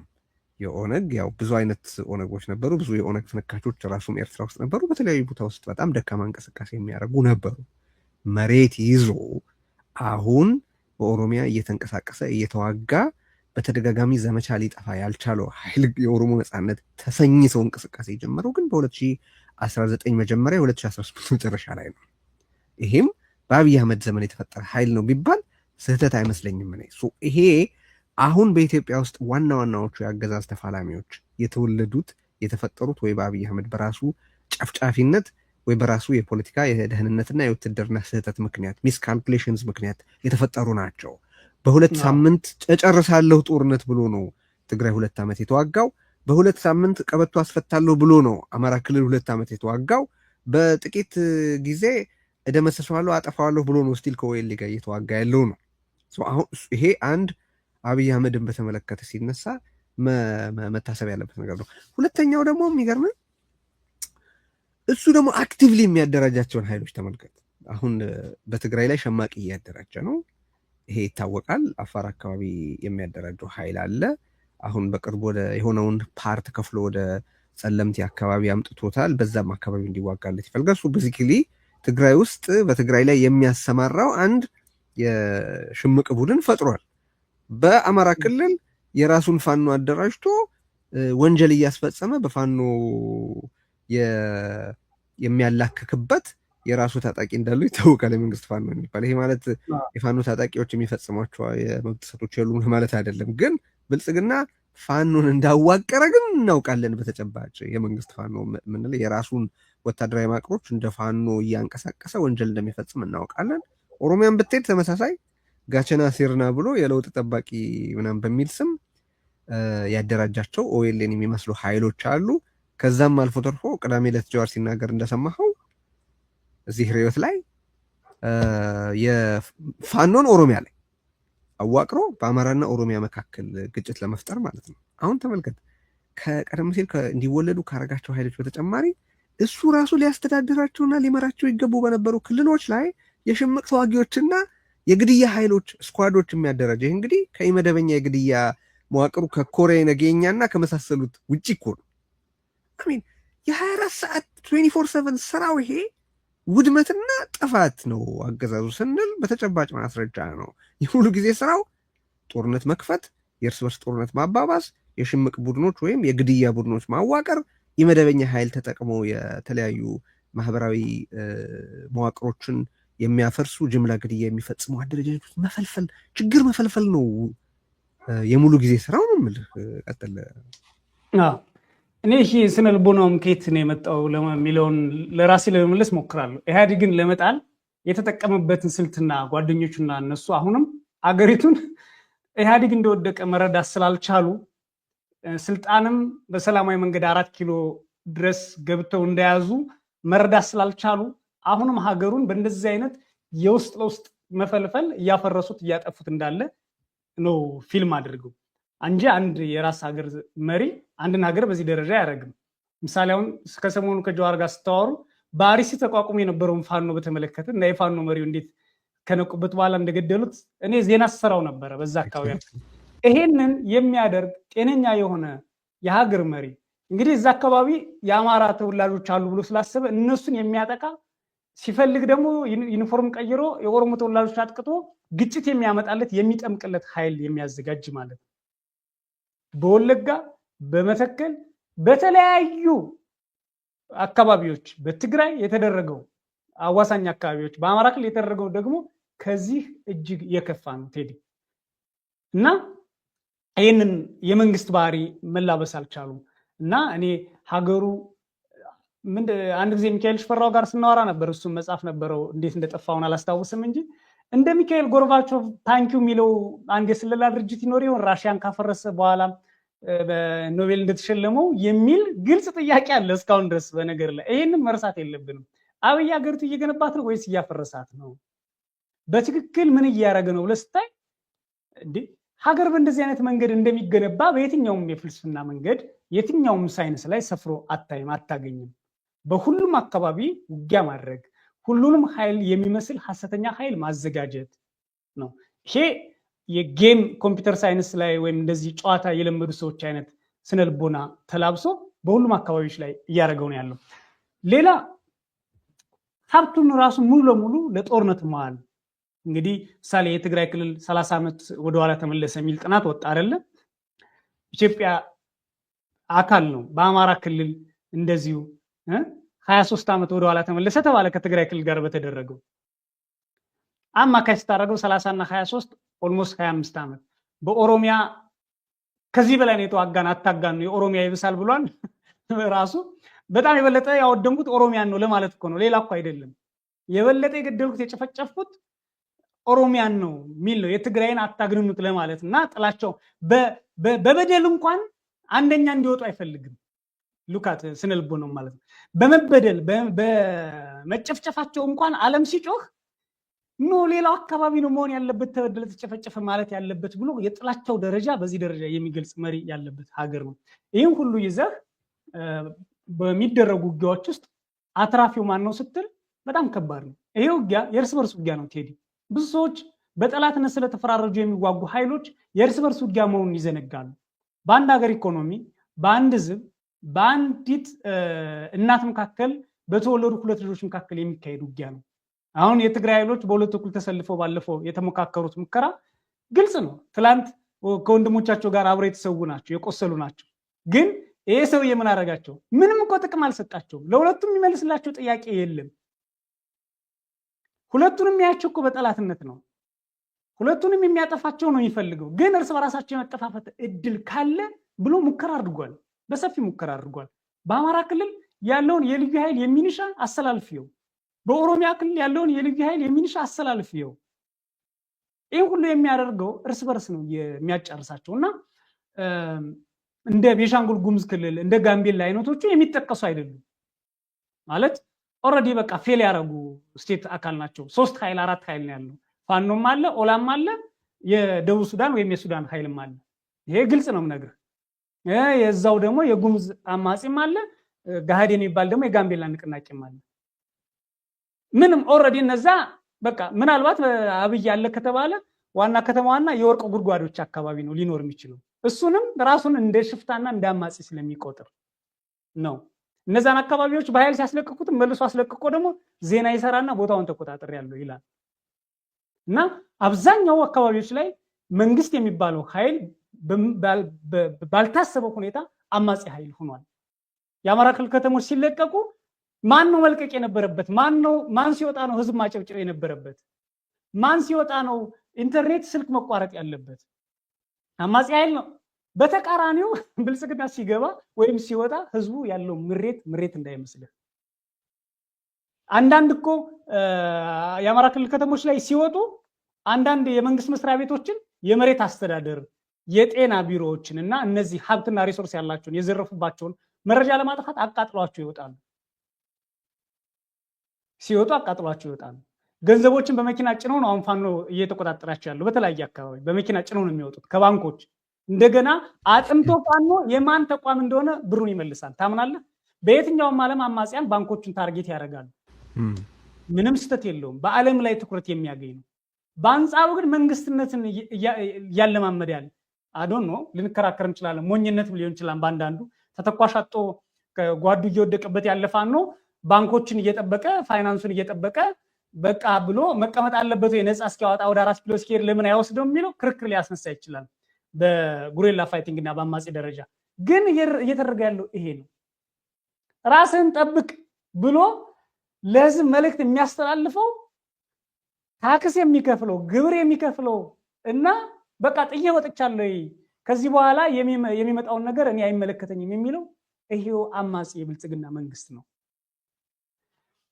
አሁን እነዚህ በአገር ውስጥ የሚያደርጋቸው የመፈርከስ አማጺያን ታጣቂዎችን አንደኛ ንጹሃንን ታርጌት ያደረጉ ጥቃቶች እንዲፈጽሙ፣ ሁለተኛ እርስ በራሳቸው እንዲጓጉ የሚያደርጋቸውን ሞዴል ነው ለጎረቤት ሀገራት እየተጠቀመ ያለው ቴዲ በነገር ላይ እና በኮሌክቲቭ ሴኩሪቲ ላይ በሀገራት የጋራ ደህንነት ላይ አደጋ የደቀነ ኃይል ነው።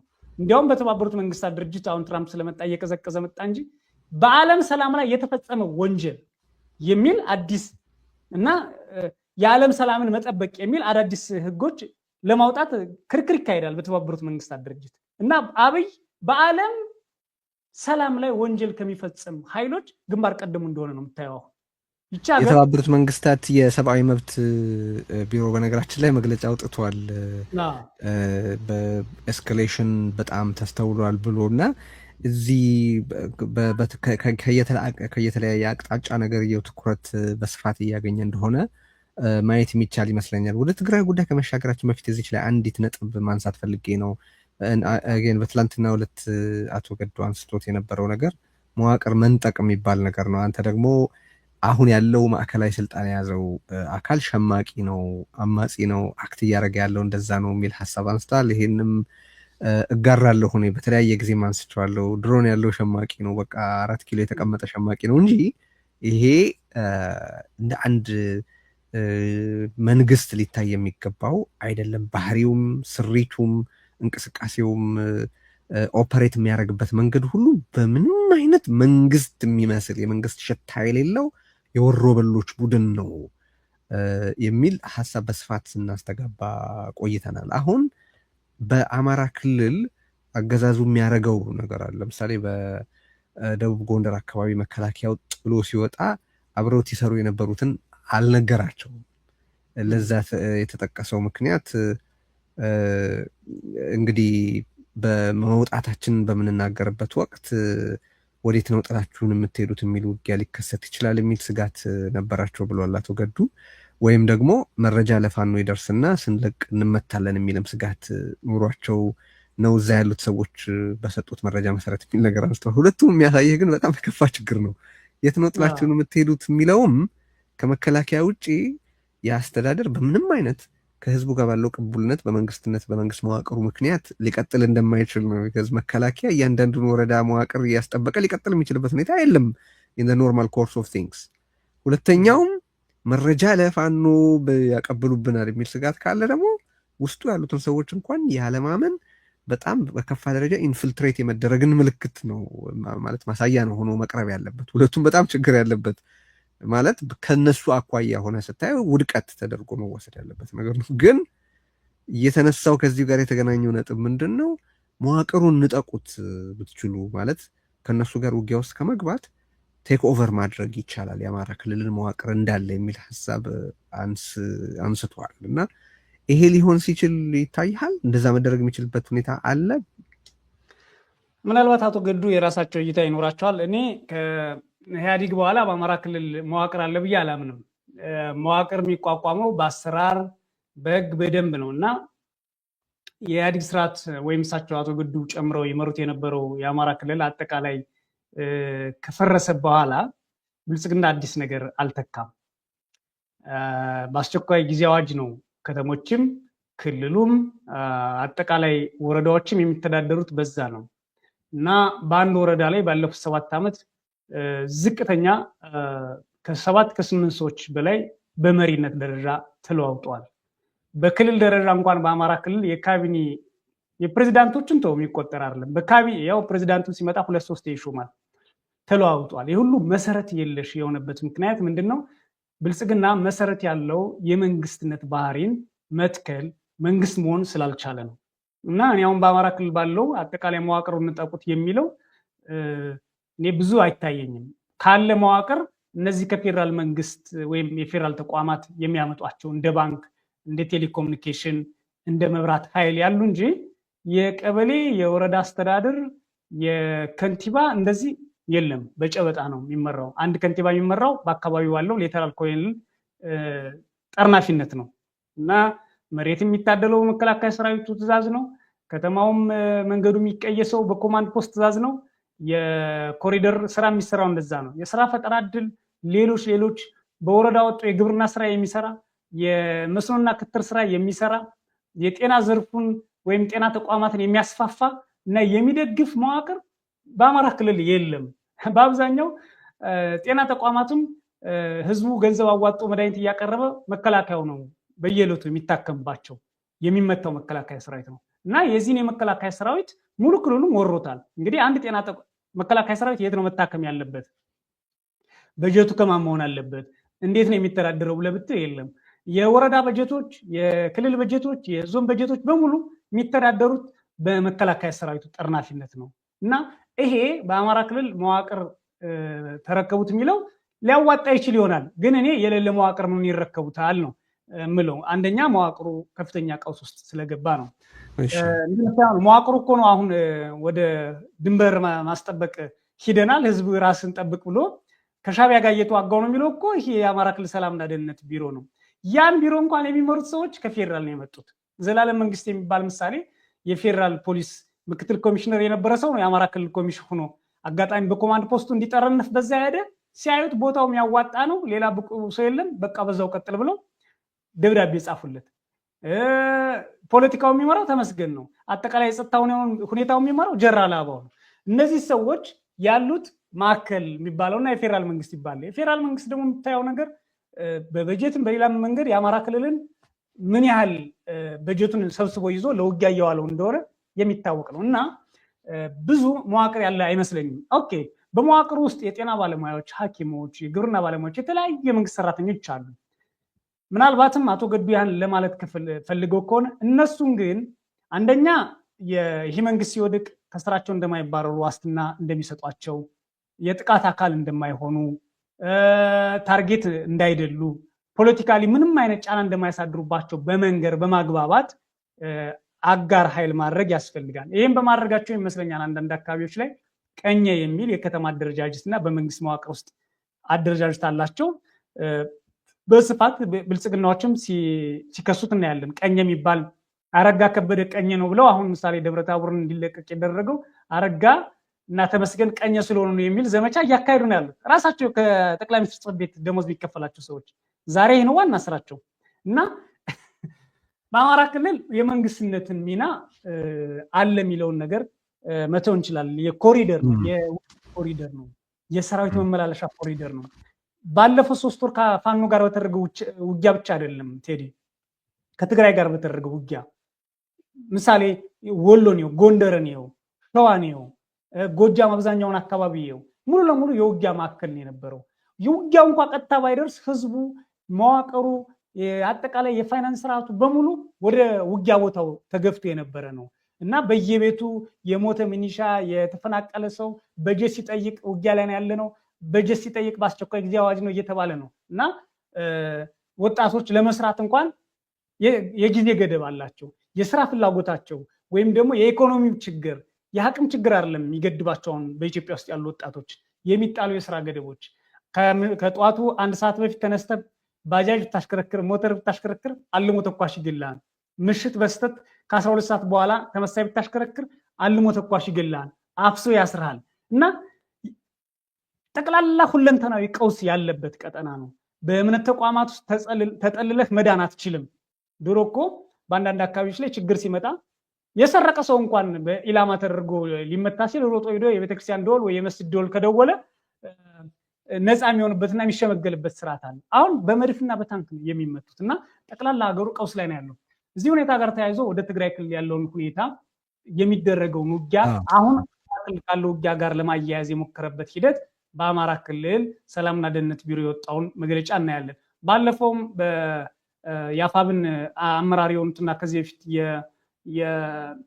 የአማራ ፋኖ በወሎ የህዝብ ግንኙነት ኃላፊ የነበሩት አበበ ፈንታው አለ መግለጫ በግልጽ ጥናት በቆቦ ዙሪያና አጠቃላይ በወሎ ያለውን ሚኒሻ ከትግራይ ጋር ለማዋጋት እያዘጋጀን ያለው ይሄ ዋጋ መክፈል የለባችሁም የሚል ጭምር ማለት ነው እና በፈለገበት ሁኔታ ነው እሱ እንደሚፈልገው ነው ሁሉንም ኃይል ሁሉንም ሪሶርስ መጠቀም እየፈለገ ያለው። ክህደቱን ተመልከት። የዚህ ክህደት መጀመሪያ በኢህአዴግ ውስጥ ነው አስብ። ከዛ በጓዶቹ ዙሪያው ላይ ባሉ ይሄ ኦሮማራ የተባለው ቲም ላይ ምን ያህል ክህደት እንደፈጸመ ደግሞ ታውቃለህ። የራሳቸው ጅልነት እንዳለው ነው። እንደገና አዴፓና ኦዴፓ ሶዴፓ ምናምን በሚባለው ላይ ደግሞ ክህደት ፈጽሞ የነዛን ሊቀመናብርት በየቦታው አምክኖ እንደገና አዲስ ሰብስቦ ደግሞ ብልጽግና የሚባል ፈጠረ። እሱን ተው። በትግራይ ውጊያ ጊዜ የአማራን ህዝብ እንዴት እንደካደው ተመልከት። ኢቭን የትግራይ ኃይሎች ከሱ ጋር ተሰልፈው የነበሩት እንዴት እንደካዳቸው ተመልከት። ትግራይ ውስጥ መቀሌ ላይ የትግራይ ኃይሎች ሲገቡ እኮ የጊዜ አስተዳደሩ ሰዎች ጣጥሏቸው ነው የሄደው። እንዴ ጊዜ አስተዳደር መከላከያው የትግራይ ሰራዊት አባላት እኮ ገብተው ሰንደቅ ዓላማ ሰቅለው ተዘምረው እነ ደብረጽዮን ወጣው ንግግር አድርገው እኮ አንዳንድ ተቋማት ላይ የፍተሻ ስራ የሚሰሩ መከላከያ ሰራዊት አሉ አባላት ነበሩ ሳይነግሯቸው ማለት ነው። መኪናው ተሳቢ እንዲያውም ያኔ መልእክት የተላለፈው በኦሮሞኛ ቋንቋ ነበረ። ምንም ማሸት አያስፈልግም። በኋላ ጀነራል አበባው ወጥቶ የቀረነ 44 ቁስለኛ ሰራዊት ብቻ ነበረ ብሏል እና ያኔ የተማረከውን ሰራዊት ቲዲኤፍ የማረከውን ሰራዊት ይኸው ማዕበል ነው እና ያ ክህደት ለሰራዊት እንኳን አይነግርም። አሁን አማራ ክልል ኦሮሚያ ሲወጥ አይነግርም። የመረጃ ስራ ሲሰሩለት ለነበሩት በቃ መንግስት ነውና ብለው በሆቴላቸው አስተኝተው ሲያበሉ ሲያጠጡት ለነበሩት ወዳጁ ለሆኑ ነን ብለው የባንዳነት ወይም በህዝባቸው ላይ ክህደት ይፈጽሙ እንዲው ሊቃና ይችላል ብለው ተስፋ አድርገው ሰው ጥቅም ፈላጊም ስለሆነ ለነበሩት ሁሉ አይነግርም። የክህደት ጫፍ ነው። አሁን ትላንት አቶ ገዱም ጋር ካንተ ጋር ሲያነሳ የነበረው ተመልከት እንግዲህ ለምን ትወጣለህ ብለው ይሉኛል። አንድ ህዝቡ በሙሉ እንግዲህ አስቦ ታስሮ ታግቶ ነው የተያዘው። ሁለተኛ ሲወጣ ያጠቁታል። በዚህ ሁኔታ ሀገር እየመራው ነው ማለት በራሱ እንዴት ምን ያህል አሳሳቢ ነው። ምን ያለን እኮ እኛ እኮ ሰዎች እኮ መረጃ ይነግሩናል። አብይ ቢሮ ከሌለ የግድ ምክትሎቹና ሌሎች ኃላፊዎች ቢሮ ውስጥ መኖር የለባቸውም ይላሉ። የሆነ ቦታ ይልካቸዋል። ይሄ ከቢሮ አለመተማመን የጀመረ ነው። እንግዲህ እሱ ሶማሌ ሄዶ ከሆነ ተመስገን ምዕራብ ወሎ ሊሄድ ይችላል። ወይም ደግሞ ባህር ዳር ሄዶ ድልድዩ ላይ ለ150ኛ ጊዜ ወይም ደግሞ የባህር ዳር ስታዲየምን ለ99ኛ ጊዜ ሊጎበኘው ይችላል። የግድ ቢሮ መቀመጥ የለበትም። የእምነት ችግር የክህደት ችግሩ ስር የሰደደ ነው እና በፕሪቶሪያ ስምምነት ውስጥ የተፈጸመውን ክህደት ተመልከት። እኔ ብዙ ጊዜ የማነሳዋለሁ የፕሪቶሪያ ስምምነት ከተፈረመ በኋላ በአዲስ አበባ የተካሄደው መድረክ ምንድን ነው? የፕሪቶሪያ ስምምነት ላይ ክህደት የተፈጸመው ያኔ ነው። ለምንድን ነው የሸለማቸው? እንኳን ተጫወታችሁልኝ እንኳን ተዋጋችሁ ለማለት ነው ወይስ ከዚህ በኋላ ከአፍሪካ ህብረትም ከሁሉም ነጥቅ ያለው የፕሪቶሪያ ስምምነት አብቅቷል እንኳን እኔና እናንተ ተገናኘን እንጂ እዛ አካባቢ ያለ የፖለቲካ ጥያቄ ምንም ዋጋ የለውም የሚል ነው? አቶ ጌታቸው በዳንኤል ክብረት፣ ጀነራል ጻድቃን በብርሃኑ ጁላ ሲሸለሙ ምንም እኮ ገና የተፈጠረ ነገር የለም። ጦርነት ቆሟል። ያንን መሸለም የነበረበት እኮ የሆነ ኢንተርናሽናል ኮሚኒቲ ወይም ደግሞ የትግራይ ህዝብ ሊሆን ይችላል። ዋናው የጦርነቱ ተዋጊ አካል ማሽን የፍጅቱ ፈጣሪ ኃይል እነዚህ ሰዎች ሊሸልምበት የሚፈልግበት ምክንያት በስምምነቱ እንዳይፈጸም ከዚህ በኋላ ምንም ነገር እንዳታነሱ አፋችሁን ዝጉ ማለት የክህደት ተግባር ነው እንዳልነው እነዚህ ሰዎችም በዛ ተሸፍነው ወደ 4 ኪሎ ሄደዋል። የፕሪቶሪያ ስምምነትም የአፍሪካ ህብረት ጥሪ ሲያደርግ መቀበልም አልፈለገም እና ጠቅላላ አንድን ነገር ገና ከጅምሩ ነው የሚያፈርሰው። ከመሰረቱ ውጤታማ እንዳይሆን ያኮላሸዋል። ይሄ ደግሞ ብልጽግና ነው። ይሄ ደግሞ የሚመጣውን ከፍራቱ ይመስለኛል። አሁን አቶ ገዱ ሲነግር የነበረውን ተመልከት። ትግራይ ውጊያ ሊከፍቱብን ይችላሉና ኦፕሬት እናርግ ብለው ሲሉ ሉቃት እኛ የምናውቃቸው መረጃዎች ደግሞ የተላከው ኮማንዶ ታስታውሰዋለህ? ትግራይ ኤርፖርት ተይዞ ምንድነው ሰውየውን እንደዚህ የሚያደርገው ስትል በራሱ ስነ ልቦና ችግር አለበት ወይም ደግሞ ማናውቀው 3-4 አይነት ሰው አለ ከውስጡና የሆነ የሚከሰት ነገር አለ። የገዛ አማካሪዎችን ማታመን ከሆነ የሚነግሩን ማትቀበል ከሆነ የምታየው ነገር የቀረበልን ነገር ደግሞ በስምምነትህም ቃል በገባው መሰረት የማትቀበል ከሆነ ተመልከት ምን ማለት ነው። እና ምሳሌ አምፖል ነበረ ምልክታቸው እነዚህ ሰዎች አሁን ስንዴ ያደረጉበት ምክንያት ምንድነው ብትል በቃ እሱ ስላለ ብቻ ነው። ወይም የኮማንዶን ነገር ስታነሳ እንደውም በነገራችን ላይ 90 ደቂቃ በኢንቴቤ ሲባል ሰምቶ ኮማንዶ ልኮ የትግራይን ባለስልጣናት አፋፍሶ በአውሮፕላን ይዞ ሊመጣ ነበር ያንን ኮማንዶ የላከው። ይሄ አሁን የምናወራው ነገር ከትግራይ ጦርነት መከሰት በፊት ነው እና አውሮፕላኑ እንዳረፈ ያው ኮማንዶቹ ተከበቡ። ከአውሮፕላን ከመውረዳቸው በፊት ነው ኦፕሬሽኑ የከሸፈው። የታሰሩት ለ2 ሳምንት ነው ትግራይ ውስጥ በቀደመው የኢህአዴግ ባለስልጣናት ጭምር ሽምግልናና ድርድር ነው የተፈቱት እነዛ ኮማንዶዎች በነገራችን ላይ። እና ይሄ የትግራዩን ነገር ካነሳኸው አንድ ተከታታያችን ኢሜል ጽፎ ነበረ እና ይሄ ነገር እናንተ በተለያየ ጊዜ ስታነሱ ፋይናል ዴስቲኔሽኑ ኤርትራ ነው ትላላችሁ፣ ትግራይን እግረ መንገድ ነው የሚመታው የሚል ሀሳብ ስታነሱ ሰማለሁ። እኔ ግን ነገሩን የማየው ኤርትራን የሚያነሳው ለማደናገር ነው። ትግራይን ካደቀቀ በኋላ ከኤርትራ ጋር ሊጨባበጥ የሚችልበት እድል አይታያችሁም ወይ ብሎ ሀሳብ ጽፎልናል። በመጀመሪያ እናመሰግናለን ለሚላኩ ሀሳቦች ሁሉ፣ በደንብ ተደራጅተው ለሚጻፉ ነገሮች ሁሉ ማለት ነው። ከልብ እናመሰግናለን። እነዚህንም ነገሮች ጻፉልን፣ ሀሳቦቻችሁን ላኩልን። እኔ አንተም ማስተያየት ትሰጥበታለህ። ትግራይን ቀለል አድርጎ ይመታል፣ ዝም ብሎ ዳሰሳ አድርጎ ያልፋል የሚል አይደለም የኔ አሳስመንት። እንደውም በተለያየ ጊዜ እኮ ይሄ ሰውዬ ትግራይን በተመለከተ ያለው አቋም ዲፕሊ ፐርሰናል ነው፣ ኤክስተርሚኔሽን ነው ፖሊሲው። እኔ ትግራይ ለምን ራሷን ማለት በውስጥ ያለውን አቅም ትግራይ ያለውን ወታደራዊ አቅም፣ ፖለቲካዊ አቅም፣ የኢንቴሌክቹዋል አቅም እና ሌሎች ህብረተሰባዊ አቅም የሚያሰባስብ መንግስታዊ ስርዓት ባለመኖሩ ለአብይ አህመድ እና መሰሎቹ ጥቃት የተጋለጠ እንዲሆን ያ ህብረተሰብ አድርጓል። የውስጥ ፖለቲካው ፍራግመንቴሽን ያ ደግሞ ኮምፕሮማይዝ በማያውቁ ኋላ ቀር ፖለቲከኞች ምክንያት የሆነ ነው የሚል ነው እንጂ አብይ አህመድ ትግራይን በተመለከተ ያለውን ፖሊሲ ለሰከንድ የተጠራጠርኩበት ጊዜ የለም። ትግራይን ኤክስተርሚኔት ማድረግ ነው አብይ የሚፈልገው ብዬ ነው ማምነው። ማጥፋት ነው የሚፈልገው ብዬ ነው ማምነው። ይሄ ግን ወደ ኤርትራ አይሄድም የሚያስብል አይደለም። ሁለቱንም ነው ማድረግ የሚፈልገው ነው። ትግራይን የሆነ ነገር አድርጎ በቀላል ኦፕሬሽን አድርጎ ነገሮችን አመቻችቶ ወደ ኤርትራ መዝመት የሚል አይደለም የኛ አሰስመንት።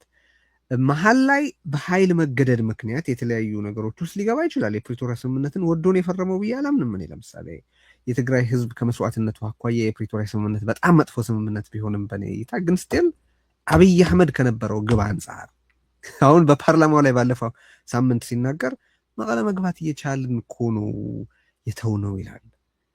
አብይ አህመድ መግደል ችሎ የታቀበበት ወቅት የለም። መግፋት ችሎ የታቀበበት ወቅት የለም። ሰራዊቱ ሊቆጣጠረው ችሎ ያልተቆጣጠረው ምንም ነገር የለም። ይሄ ከአብይ አህመድ ስሪትና አስተሳሰብ ጋር የሚሄድ ነገር አይደለም። ተገዶ ነው እንዴ? እኔ አውቃለሁ። በነገራችን ላይ እነ ቴዎድሮስ ተሾመ እኮ መቀለ እንገባለንና የምትቀርጹበትን ካሜራ አሰናዱ ተብለው እዚህ ያሉ ሰዎቻቸውን ኒውዮርክ እየላኩ ካሜራ ሲያስገዙ እኮ እናውቅ ነበር።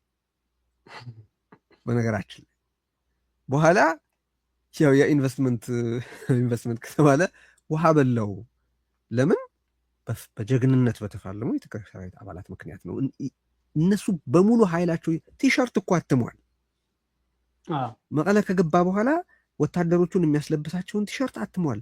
እንደ ቴዎድሮስ ያለ ተሾመ ያሉ ሆዳቸው አምላካቸው የሆኑ ግለሰቦችን እኮ እዚህ በ15,000 በ20,000 ዶላር በ30,000 ዶላር ካሜራ እያስገዛ ወደ 115,000 ዶላር ነበር ያወጡት። በነገራችን ላይ በአጠቃላይ ያንን የሰራዊት የአብይ ጦር ወደ መቀለ ሲገባ ለመቅረጽ ኢኩዊፕመንት ለመግዛት ከ115,000 ዶላር በላይ አውጥተዋል። ያንን ያክል የተዘጋጀበትን ጉዳይ ነው አሁን እየወጣ ያው መቅጠፍ ባህሪው ስለሆነ መቀለ እኮ ያልገባ ነው እየቻልን ነው ብሎ ያወራል። ኦቤን እኮ ስቱዲዮ ከፍቶ ነበረ። ምንም ማሸት አያስፈልግም። እና እኔ ለምንድን ነው ይህን የማነሳው? እኒህ ተከታታያችን ኮንሰርናቸው በደንብ ይገባኛል። ግን እያልን ያለነውን ግልጽ ለማድረግ ያክል ጄኖሳይዳል ኢንተንት ነው ያለው አብይ የትም ቦታ ሲዘምት። በነገራችን ላይ በአማራ ክልልም ሲዘምት በትግራይም ሲዘምት ጄኖሳይዳል ነው ኢንተንቱ። ትግራይም በተመለከተ ደግሞ የተለየ እንትን አለው። ያ ከዛ አካባቢ የሚመጣ ኃይል ነው ዙፋኔን ሊያፈርሰው የሚችለው የሚል ኦብሴሽን አለው።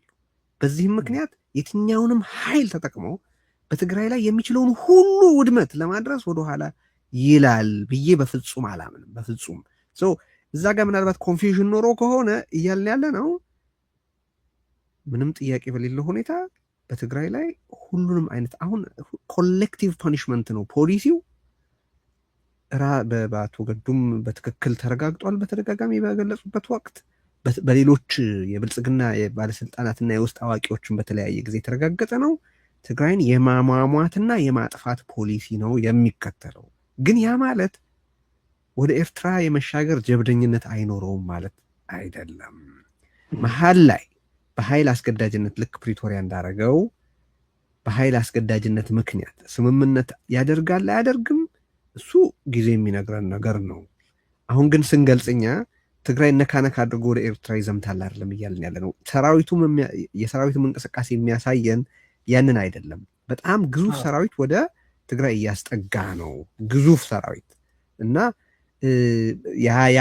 ያ ሁኔታ ነው አሁን እየተከሰተ ያለው ለማለት ነው። ትግራይን በተመለከተ ሀሳቦችን ጨምሮ እዚህ ላይ አንደኛ ለሰራዊቱና ለፕሮፓጋንዳ የሚጠቀመውን ቃል ነው የጠቀስ ነው። ትግራይን ነክተን ነው የምናልፈው ኃይሌ ለማስመሰል እና ሰራዊቱን ለማጀገን ከዛ ላይ የምዋጋው ለቀይ ባህር ወይም ላሰብ ነው የሚለውን በፕሮፓጋንዳም በዙም ውስጥ ለመንዛት ነው ይሄን የሚያደርገው እንጂ አሁን የሚካሄደው ውጊያ ትግራይን ለመውጋት ነው የሚል መሆን የለበትም። ለማጥፋት ነው የሚል ቃል ነው የሚገልጸው።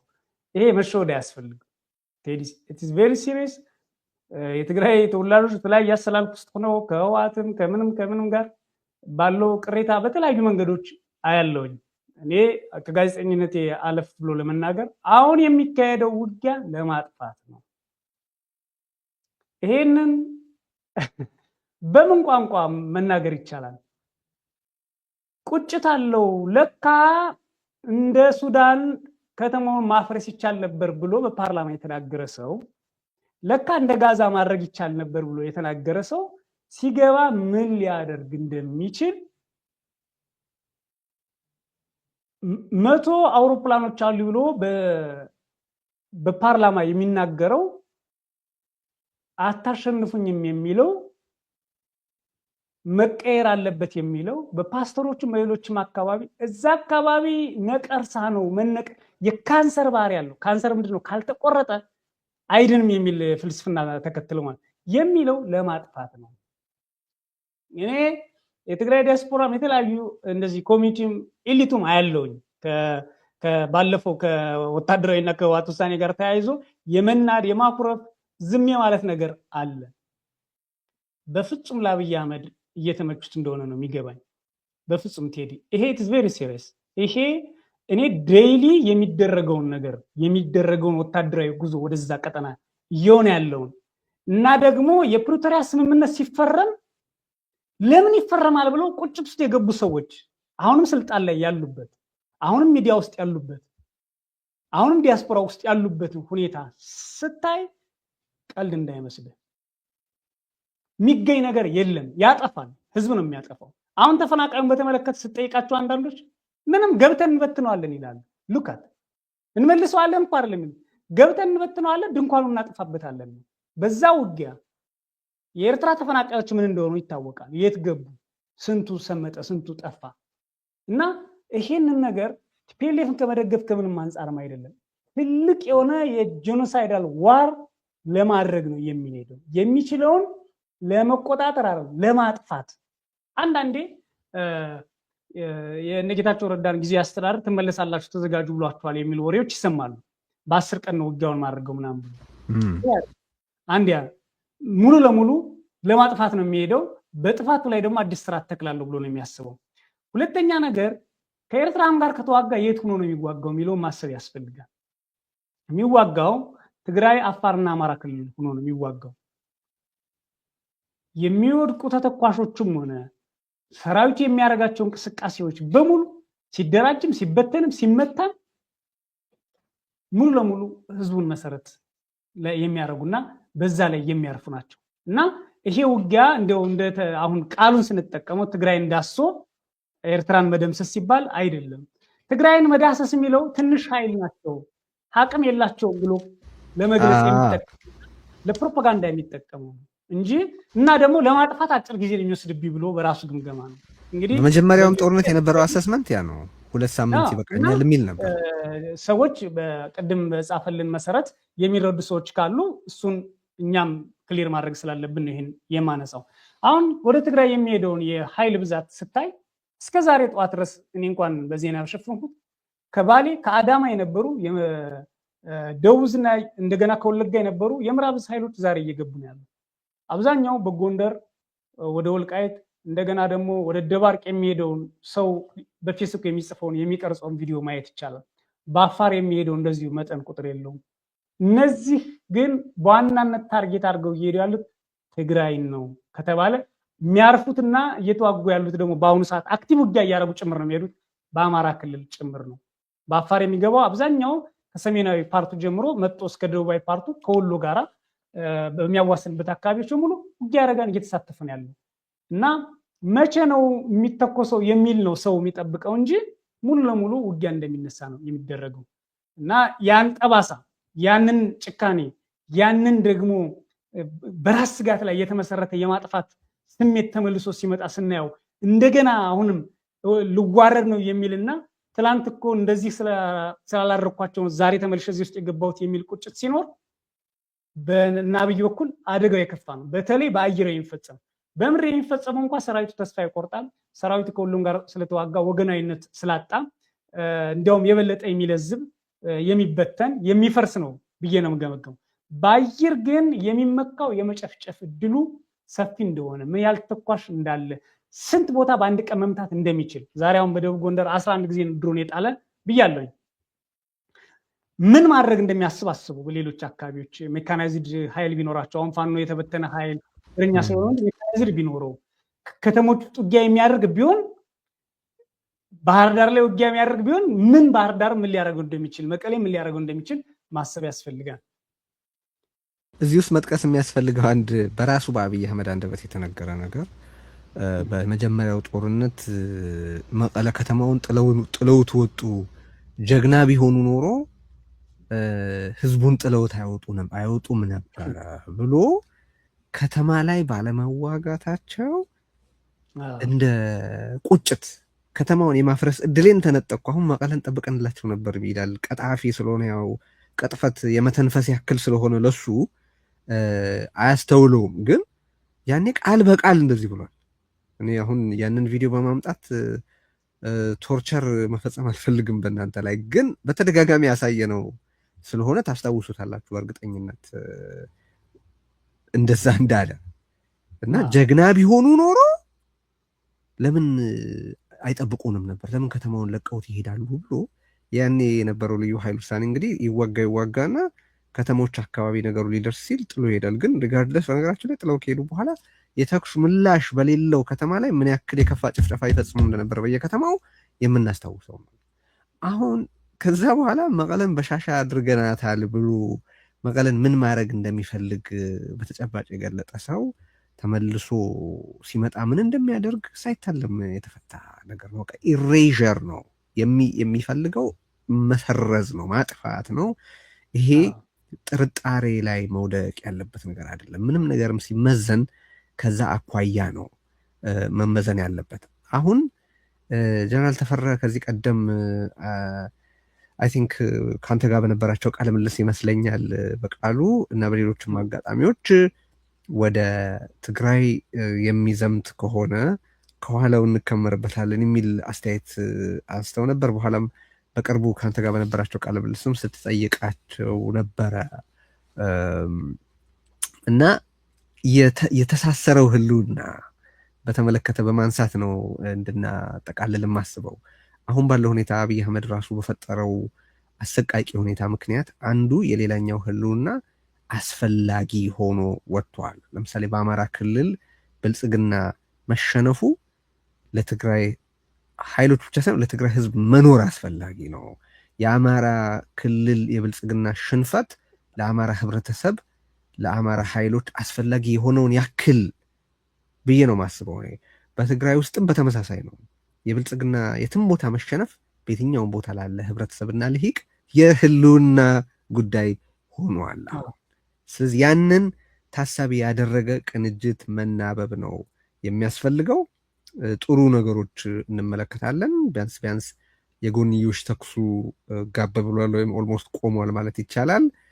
ከሁሉም በኩል ያለው ማለት አሁን ባለው ሁኔታ ብልጽግናን ተሻግሮ በአማራ በትግራይና በኦሮሚያ ያሉ ኃይላት እርስ በርስ የሚሻኮቱበትና የሚታከሱበት በፕሮፓጋንዳ ማለት ነው ሁኔታ በጣም ቀንሷል።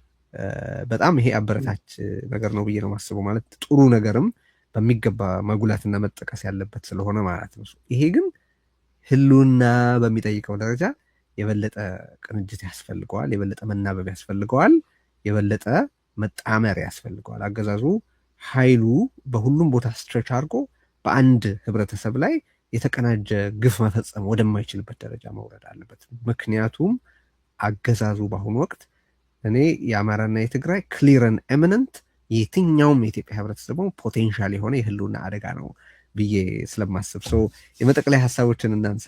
በቃሉ ቴዲ፣ እንግዲህ ሁለት አይነት ስምምነቶች ይኖራሉ። አንዱ በሰነድ እና ይፋ የሚደረግም ይፋ ያልተደረግም፣ ከዛ ውጭ ደግሞ በተግባራዊ እንቅስቃሴ የሚደረግ ትብብር ሊኖር ይችላል በህልውና ትጥቅ ትግል የሚያካሂዱ ኃይሎች መካከል ማለት ነው።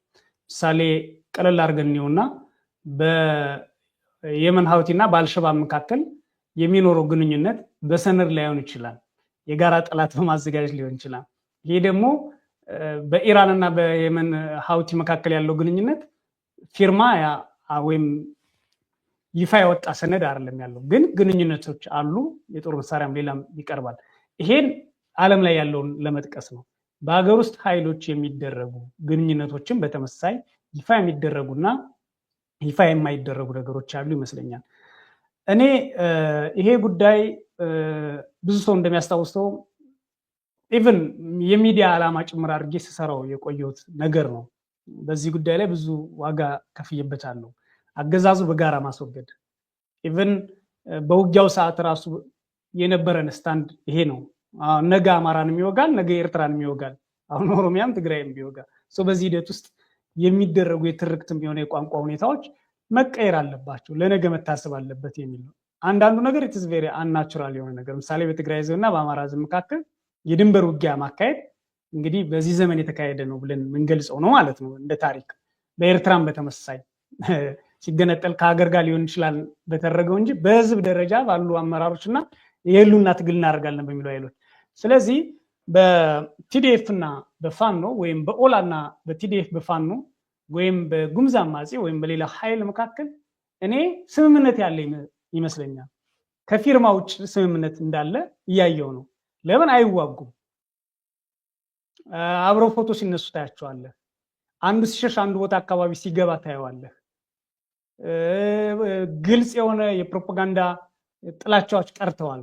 ምሳሌ የአፋምን ሊቀመንበር ዘመነ ካሴ ከጉምዝ አማጺ መሪ ጋር ሄዶ ንግግር በማድረግ የታግተው የነበሩ ለ4 ዓመታት የቆዩ ሰዎችን አስፈትቷል።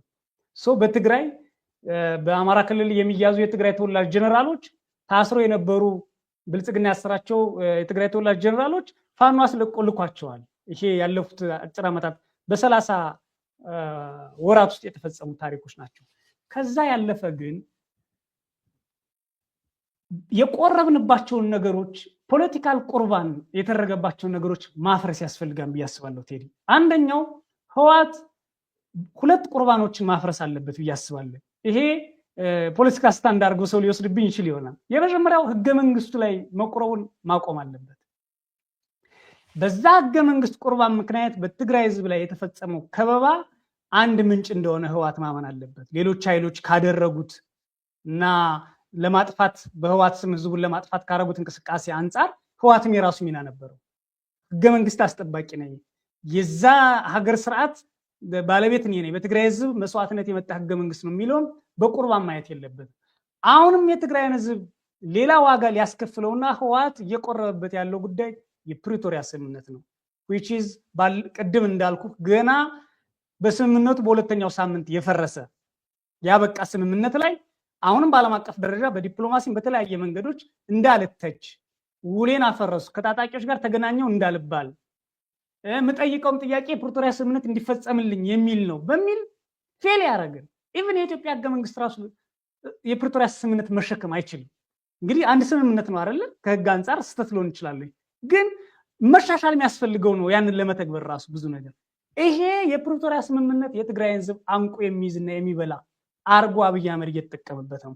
ፒኤልኤፍ ደግሞ ያንን አላፈረስኩም በሚል ከአብይ በጀት፣ ፕሬዚዳንት፣ ነዳጅ፣ መድኃኒት ከአማራ ህዝብ ጋር ለመገናኘት ከአፋር ህዝብ ጋር ለመገናኘት ትግራይ ህዝብ ያ የፕሪቶሪያ ስምምነት መሰረት እየተጠበቀ ተብሎ ተፈናቃይ ለመመለስ ይሄ ሁሉ አንቆ ይዟል። አሁን አብይ እየተጠቀመበት ያለው ሌላ የመግደያ ሲስተም ነው። በአገር ውስጥ ያለው ተፈናቃይ ባይመለስ በውጭ ያለው ተፈናቃይ ማይመለሰው ቴዲ ለምንድን ነው? ሱዳን ያለው ተፈናቃይ ማይመለሰው ምንድን ነው? ኦኬ ሱዳን ጦር ውስጥ ይህንን ስታይ የመፍጃ ስልት አድርጎ ነው እየተጠቀሙ ያለው። መጀመሪያ ህገ መንግስቱን ቆረቡበት ነው አላችሁ አለ በእጅ ብልጫ በቃ 95 ለ5 ሚለው በኢሳት የተተረከው ፓርላማ ውስጥ ተተገበረ። መጀመሪያ ኢህአዴግ ውስጥ ተተገበረ፣ ቀጥሎ ፓርላማ ውስጥ ተተገበረ። ጦርነት ታወጀ ማለት ነው። እንዲያውም ካለ ውክልና ታወጀ። 5% ባይኖር ችግር የለውም ፓርላማውም ተሟልቷል ተብሎ አሁንም የፕሪቶሪያ ስምምነት ይሄን አንቆ የሚይዝ ነው። ይሄንን በመተው አማራጭ የትግራይ ህዝብ ያለበትን ከበባ ብሬክ የሚያደርግ ህልውናው በኢትዮጵያ ውስጥ ሊጠበቅበት የሚችልበትን መንገድ መንደፍ ከቲፒኤልኤፍ የሚጠበቅ ነው፣ አስቸኳይም ጭምር ነው እያስባለሁ። እና ግንኙነት ሲባል እንደቀላል ማየት የለብንም፣ ነውርም መሆን የለበትም። ለምንድን ነው ነውር አድርጎ ሰው የሚያየው እንዴ? በአንድ ሀገር ውስጥ ያሉ ሰዎች ለጋራ ህልውናቸው የሚታገሉ ለምንድነው ኖር የሚያደርጉት?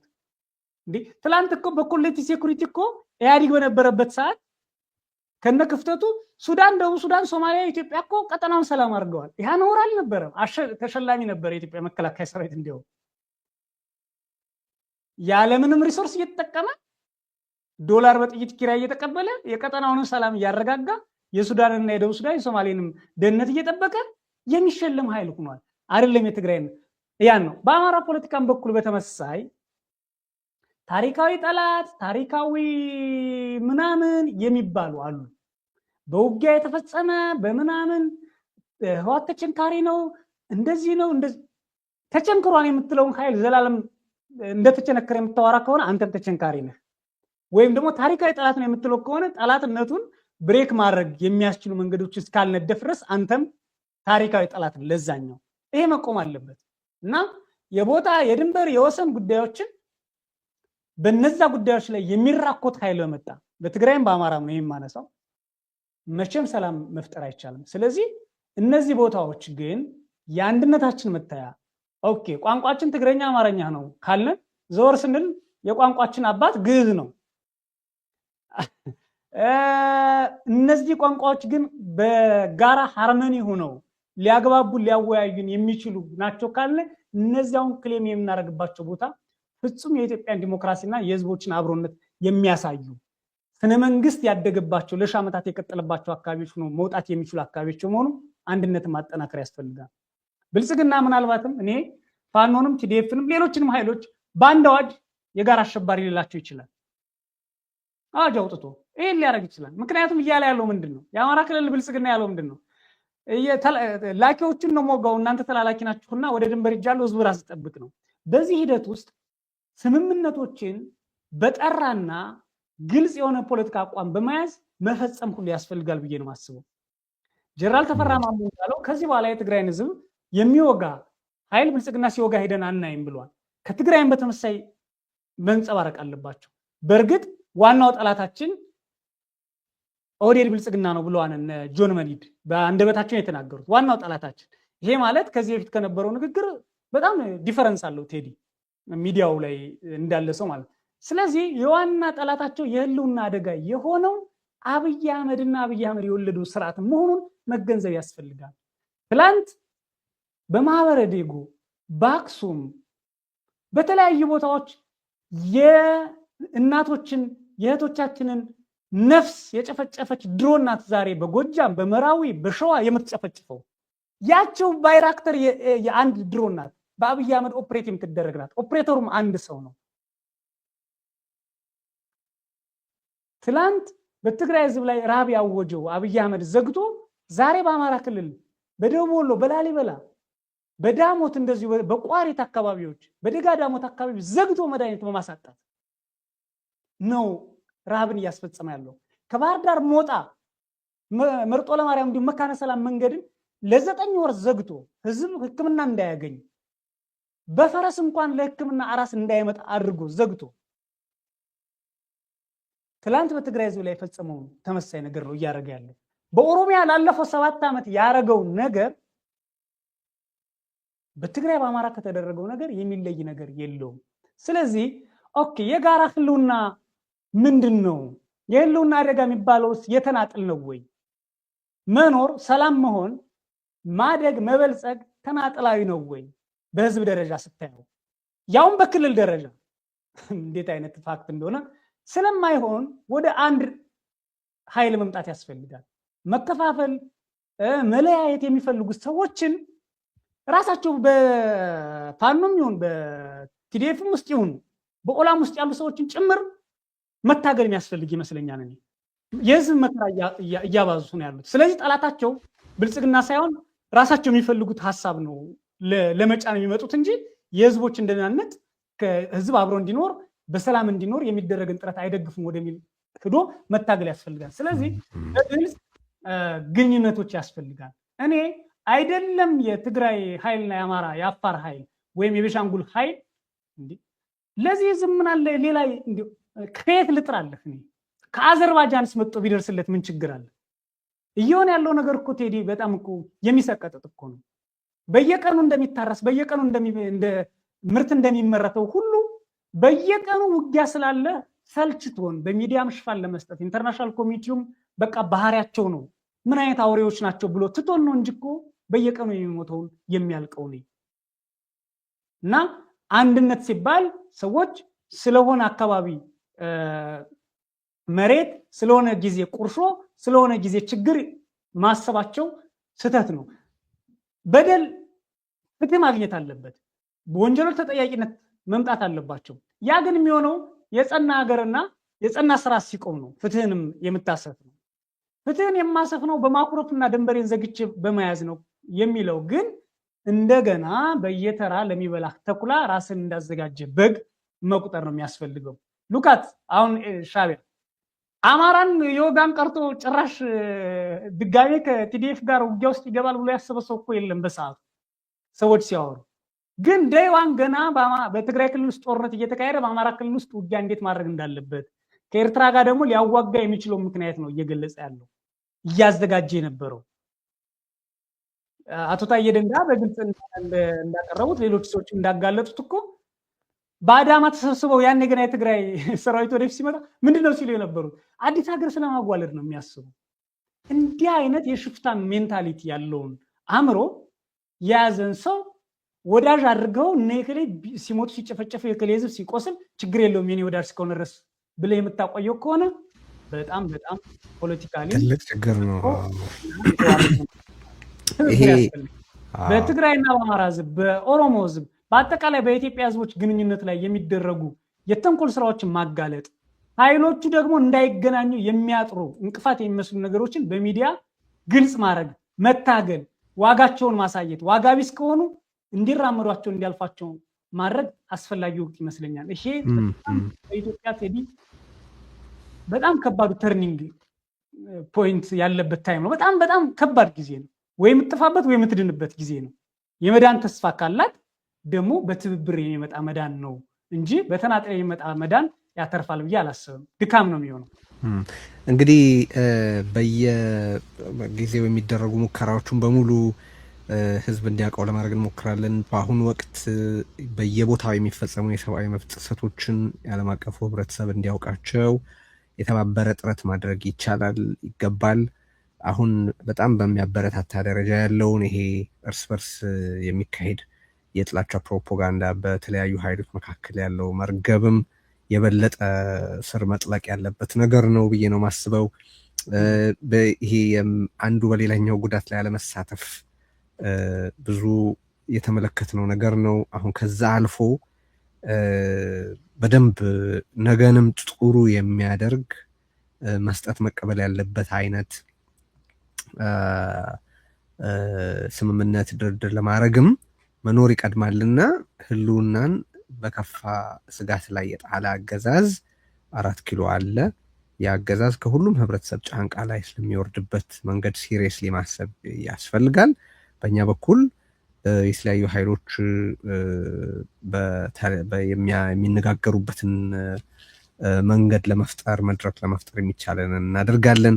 ዛሬ የሚያደረግነው ውይይት ያንን የሚያበረታታ የበለጠ ትኩረት እንዲሰጠው የሚገፋ ነው። በጣም ደስ ብሎኛል በቃሉ ዛሬ ባደረግነው ውይይት። እንቀጥላለን እየመጣን እየሄድን መጀመሪያም ላይ ጠቅሻለሁ። ኢትዮ ኒውስን ሰብስክራይብ አድርጉ፣ ርዕዮትንም እንደዚሁ። አሁን የተነጋገርነውንም ነገር ለብዙዎች እንዲደርስ ላይክ ሳታደርጉ አትውጡ። የርዕዮት ሚዲያን ቻናል ሰብስክራይብ አድርጉ። በጣም አመሰግናለሁ ናጂ። አመሰግናለሁ ቴዲ። እኔም አመሰግናለሁ። ተመልካቾችም እናመሰግናለን። መልካም ጊዜ ያሰማን። ደህና ሁኑ። መልካም ጊዜ። ርዕዮት ሚዲያ ፍትህ ለተነፈጋቸው የሚቆም ለተገፉ ድምጽ የሚሆን ርዕዮት ሚዲያ ስለተበደሉ ሁሉ መብት፣ ስለ ንጹሃን ደህንነት ለዓለም የሚያስተጋባ መድረክ። ሰብአዊ ክብር የዘውትር ትኩረታችን፣ ዕውቀት፣ እውነትና ፍትህ የሁል ጊዜ ጉዳያችን ነው። ርዕዮት የኢትዮጵያን ሁለንተና የሚቃኝ ልዩ ልዩ ዝግጅቶችን በበርካታ መንገዶች በመላ ዓለም ላሉ ተከታታዮቹ የሚያሰራጭ ሚዲያ ነው። የተመረጡ ውይይቶች፣ ቃለ ምልልሶች፣ ትንታኔዎችና ጽሑፎች የሚስተናገሩበት የልቀት የዕውቀትና የሐሳብ ማዕከል። የዩቲዩብ ቻናላችንን ሰብስክራይብ፣ የፌስቡክ ገጻችንን ላይክ፣ ዝግጅቶቻችንን ሼር ያድርጉ። ሱፐር ቻትና ሱፐር ስቲከር በመግዛት ድረገጻችንን www.riyot.median በመጎብኘትና ዶኔት የሚለውን በመጫን በአንድ ጊዜ ወይም በቋሚ ወርሃዊ አስተዋጽኦ ሪዮት ሚዲያን ይደግፉ። www.riyot.media። በተጨማሪም በዜል ወይም በካሻፕ ለሚቀላችሁ በስልክ ቁጥራችን 202 415 8418 ሪዮትን ይርዱ። 202 415 8418 የዜልና የካሻፕ አድራሻችንም ነው። የእርስዎ የሆነውን ሪዮት ይበልጥ እንዲመነደግ የበኩሉን ያድርጉ። ለህሊና፣ ለታሪክ፣ ለሕግ ተጠያቂነት እንሰራለን። ሪዮት ሚዲያ፣ የንጹሃንና የግፉዋን ድምፅ።